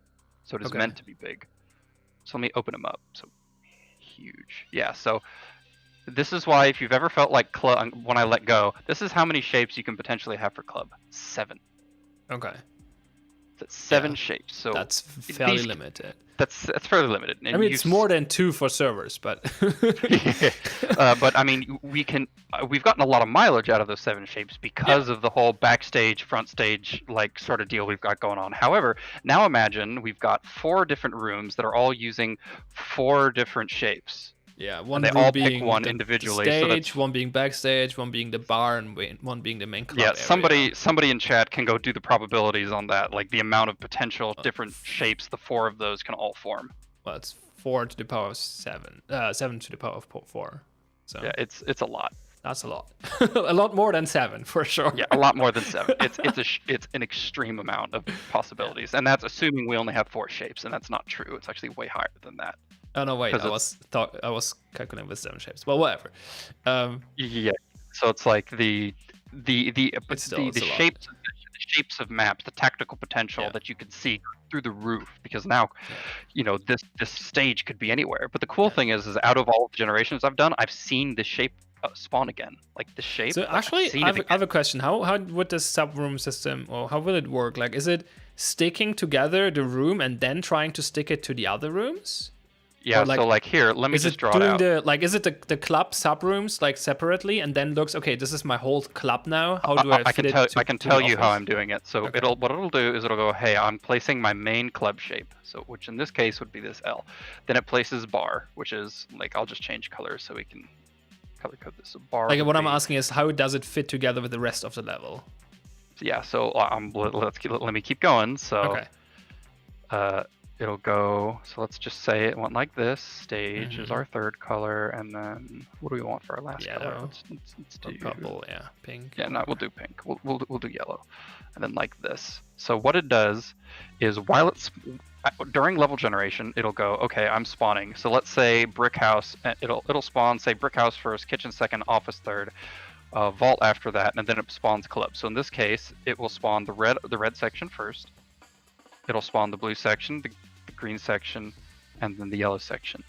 And what it'll do is it always tries to have it. It will always touch it'll always touch this room in some way, shape, form. So the main piece is club, and then its sub rooms will always touch each other. So you won't get like a club here, a bar here, and then a backstage over here. Yeah, that makes sense. That's not touching it. So they're all it's all touching this. They're all touching each other.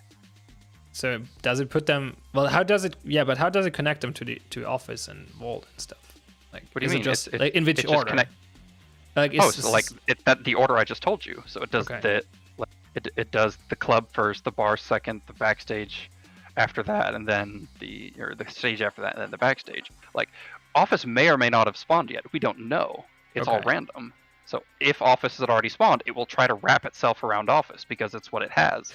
Okay. But so all of those rooms will always touch each other, even if they kind of do this weird funky wrapping. So thing. it's basically acting as separate rooms each, but they're spawned always together. Yeah, exactly. Okay. So they're always that's spawned the most together. Flexible version I can think of. It's super flexible. Yeah. That's pretty cool.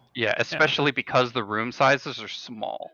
Yeah. It's like, because instead of using this big weird like 8x10, I'm just using like 2x2s and 4x4s and like little L pieces. Like everything just it's Tetris. They literally will go for maximum connections and just just fit together. You end up with these levels that are more like there's way more wall pieces that are touching each other, so that means more wall charge potential. That and like everything is kind of informed. Like, so you saw how bar was kind of over here, or when I first spawned, this club was in the corner here, kind of shoved into the corner. Like with the sub room system, like the larger rooms will have more opportunities for other rooms to connect to it, so you end up with this like natural flow that happens automatically. It's like the more surface area I give to a room, the more likely another room is to attach to it. It's like if I make a bar small, well, it's more likely that it'll be off on its own, which is kind of what we want, versus like we kind of want things attached to the backstage. Does that make sense? Yeah. Yeah, so you end up seeing that in level gen, which is not how it works right now, because I'm doing it the other way around, because I'm spawning the shape and then cutting it up. Spawning the shape and then you cut it up, yeah. And that was, it's exactly the opposite, basically. Yeah.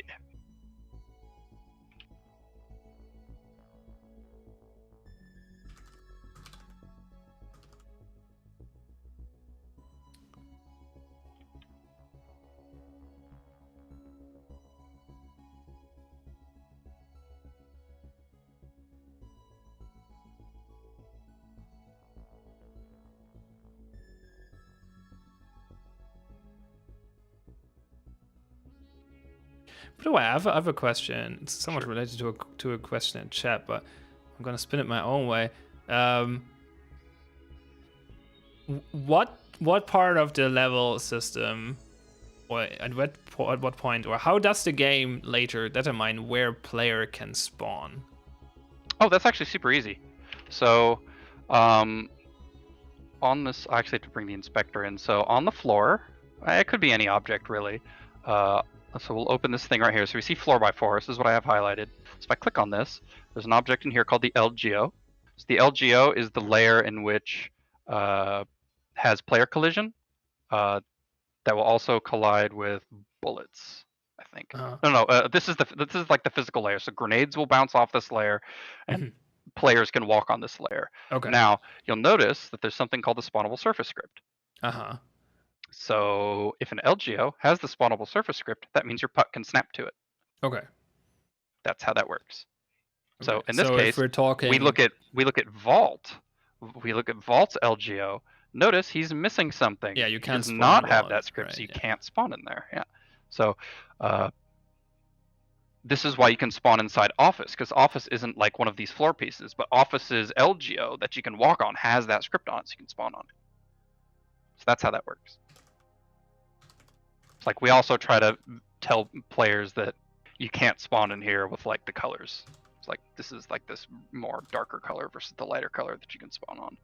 But yeah, like we can define. I can easily define what you spawn on. So like if we look at the club stage, it's like I open him up. I go to his prefab floor stage, LGO. Like, hey, look, our little club stage over here. His thing has it on there, so you can spawn on there. Like if I wanted to make it so you could spawn on the roof, I'd just change the LGO there, but that would end very badly.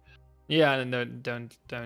Yeah, there'd be one very some dead flashbacks defender from some early alpha days where people were on the top of the kill house roof. It was not fun. That was something else. So yeah, for Toxic, for example, you would have like the Toxic Goo would not have the spawnable surface script, but the catwalk would have it basically. Correct. And I because I like when someone asked about the bug where like it used to have issues where you could spawn in the goo instead and stuff like that. I'm not sure if that's spawning in the goo has never been a thing because it's never had that script tied to it. What generally happens is like there's two ways this happens: is you get your puck really close to it, and it just when the thing calculates where am I putting you, it just puts you near the goo or you're clipping inside it, or you're running around the defender room. And when you spawn in, well, you're still physically moving through the world. It puts you on the ground, and you just move right into it. You have the momentum to move into it. Okay. It tends to be what happens. Because yeah, like you can't get your. The other thing that happens is if you load in, and your puck, like when your puck picks a default position, if that default position is over the goo, if you don't move it, you will spawn there because you didn't move your puck.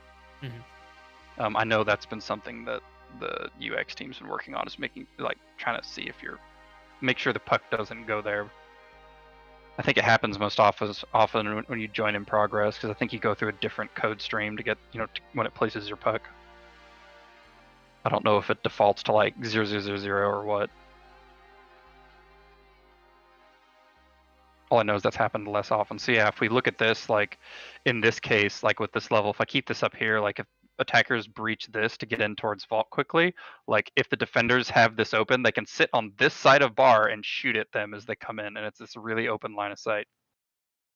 That's with it closed. But if the attackers breach this way and are going through the button, well, it's like if they close the door, the attackers can't just go sweep in and take both rooms.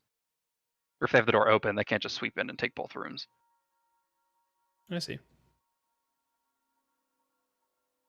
I imagine this will be a level where the door is just shut most of the time, but you can see what I'm going for. Like if you open the door, like it cuts off this pathway, so attackers can't get in as easily. Or when the door does open, they have to go. They have to go around. They have to go this like really arduous path around. Okay, so what is missing? No, go on. I actually quite like how this. Like I think this level is basically done. I was about to ask, like, is there still something missing? Because it looks pretty good to me.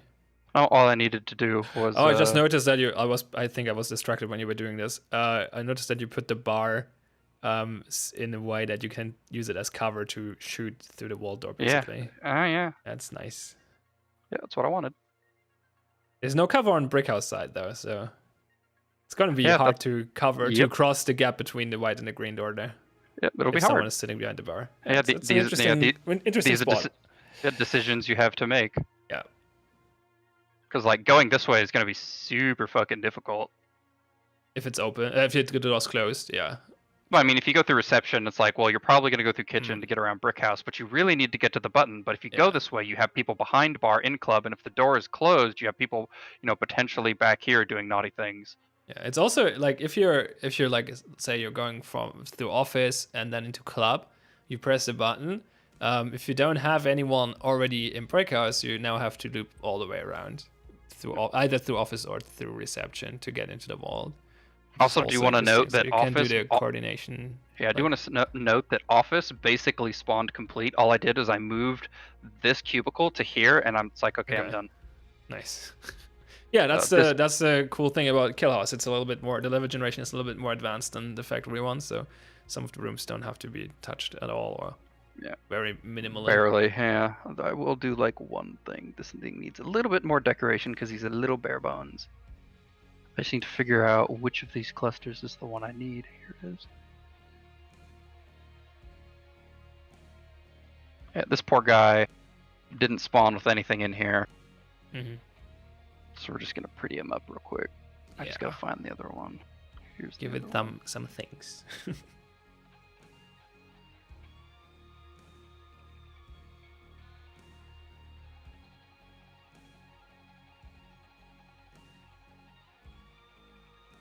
Come here, fan.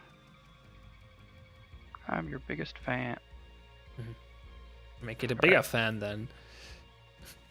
Oh no. Don't say that, Sand. I know Sando would do that. Scale it by like 200%. Oh no. I do like that you have this interesting, but a potentially interesting scenario that could occur. I don't know why a team would do it, but you could potentially wall charge through here. Yeah. I mean, if you have, like, I think to get this shorter loop through the kill. There's some value to it, but it would be in a situation where like this is the third map and you still have a door and the wall charge. Well, it's like, and you also know they're gonna barbed wire the living shit out of this. Like, so you might not do this though. So if you go through it, yeah, that just means. So remember when I said all wall charges are basically intentional? Mm-hmm. This is what I'm talking about. You have to remove the stuff that's in the way. Well, not even that. It's like I see all of them. Yeah, okay, yeah, fair. Like I'll place doors to try to encourage a wall charge. Because like if I put, like that's, if I put the green door here, like this becomes super obvious. Like, oh, you can go to the other side of this wall where they're going to be defending from. Sure. All right, cool. I think we're done. Let's see. This is. What's the name? Infernal Dragoon or Dragoon Infernal? I'm thinking Infernal Dragoon. Yeah, that sounds better. That sounds way better to me. Just kind of All do right. a quick once. Just do a quick once over here. Yeah, give it a last check so it doesn't come back from Aussie. Yeah. Well, fortunately, like it doesn't. Well, I can just hit the save button, but like we don't spawn graffiti on the outside of these, so I don't have to worry about that. I just Okay. need to Yeah, true. I just need There's no I just need to graffiti place the colors. level. Yeah. I just need to place the level in the mid ground. I kind of wish this level had a courtyard like out here with the windows. Mhm. I like those. I know people get kind of touchy about the amount of windows out there, but they make for more interesting plans. Okay. Put it here, clear the mid ground. Okay, let me go over and check. Yeah, we're good. All right, cool. Another level down. All right. Actually, I just need to nudge this boy over here so you can't like that. Yeah, truck Because placement. where the truck was, like you could potentially zap somebody as they came out and around. Yeah, that's not cool. I mean, to Truck be fair, placement always important. I mean, you can still. I mean, you can still do this, but you're at least coming out and around, and you can be aware of it. Could it would be very risky, but I think there's an opportunity here for kicking the red door from inside, running out, and throwing a Molotov over the truck. I mean, that's always an issue, and there's only so much I can do. I mean, now that you moved it a little bit further back, it's I'm just nudging stuff around. A little safer, I feel. So that's good. It's not like someone's gonna make it from reception. Yeah. All right, cool. I think that does it. We got brick house, vault, kitchen, club, reception, and office are all good. Oh, Derby asks if it is possible to move the defender spawn. So he's talking about the cage, No. I guess. That's just this is set in the mid ground, right? Yeah. These are all baked in to okay. the. I don't even think this is the mid. This might just be the scene, but yeah, like it's also in the background scene. Like a lot of this is baked in, so like yeah, I can't do anything to this. Like it's always there. Yeah, that makes sense. I mean, there's no reason to move it somewhere else, really. Yeah, I mean the defender room never moves. I mean, you get to choose your own spawn place, but yeah, like the defender room always has a fixed point in space. Like on factory, it's like a mile under the ground, like back here. Mm-hmm. I know when we were originally coming up with the concept of the defender room, we actually wanted it to be like different places, like kind of like the kill house one where you can see kind of into the kill house. We kind of wanted that on like the C store and the factory where it's actually like an apartment like above I was thinking about that, like an apartment that looks onto the, like if you're thinking about the spectator spawn for C store, like you're on the roof of one of the buildings, right? So you could have like an apartment below that roof basically, and look out through the window, see the C store on the ground. That would be cool. Yeah, we've talked about that, but that's a lot of effort because then you have to do all sorts of light bakes every single time into the defender room, and it's like would be cool, but yeah, it would be cool. Maybe one day. Maybe do process 2. I feel like we have enough stuff for due process 3 at this point. Technically speaking, this is due process 2 already because like block build dude was like the first due process really. So well, that's just over 4 o'clock. I think that's our. We're good in time. It's pretty decent. Yeah, it's a good time to end the stream. So this was fun. Cool. Yeah, it was good. Got to do something other than I got to see an Axsom kill house. On a kill house, cool. So yeah, this was fun. I hope you all enjoyed it. This was Axsom and me, TH Pine. Tomorrow at the same time, 2 p.m. EST, there will be another level stream with Sandwich and Smith. And there will be the community hours stream with me on Wednesday, and then on Tuesday and Thursday night there will be the dev team practice streams where our DPL team is actually practicing for their match because I think they're playing Fierce Blue this week, so they have to. They might stream the matches. Well, I don't know if Nathan wants to do that. We will see. Yeah, there will be some irregular streams in between, but we have a schedule now. You can check it out. I'll also post it. Like it's gonna be in multiple places. It's on the website in the blog post. It's in the Discord channel. I'll put it on Twitch as well eventually. Maybe I have time for that tomorrow, so you can check it out. So yeah, we're gonna end the stream here. We're gonna host one of our due process partners, Diagra, and so say hi to him. And there has been, that's me signing out. Any last words, Axsom? Nope.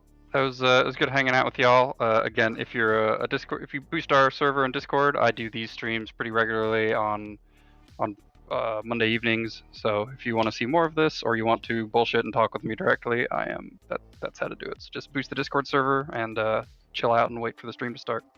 All right, sounds good. Then yeah, say hi to the aggro and see you guys Wednesday or next week. Bye bye. Later, guys.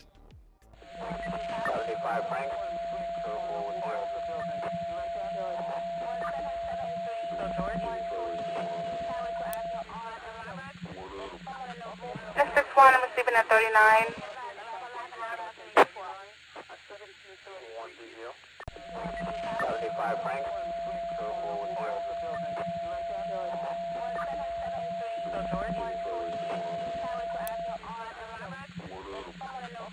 This one, I'm receiving at 39.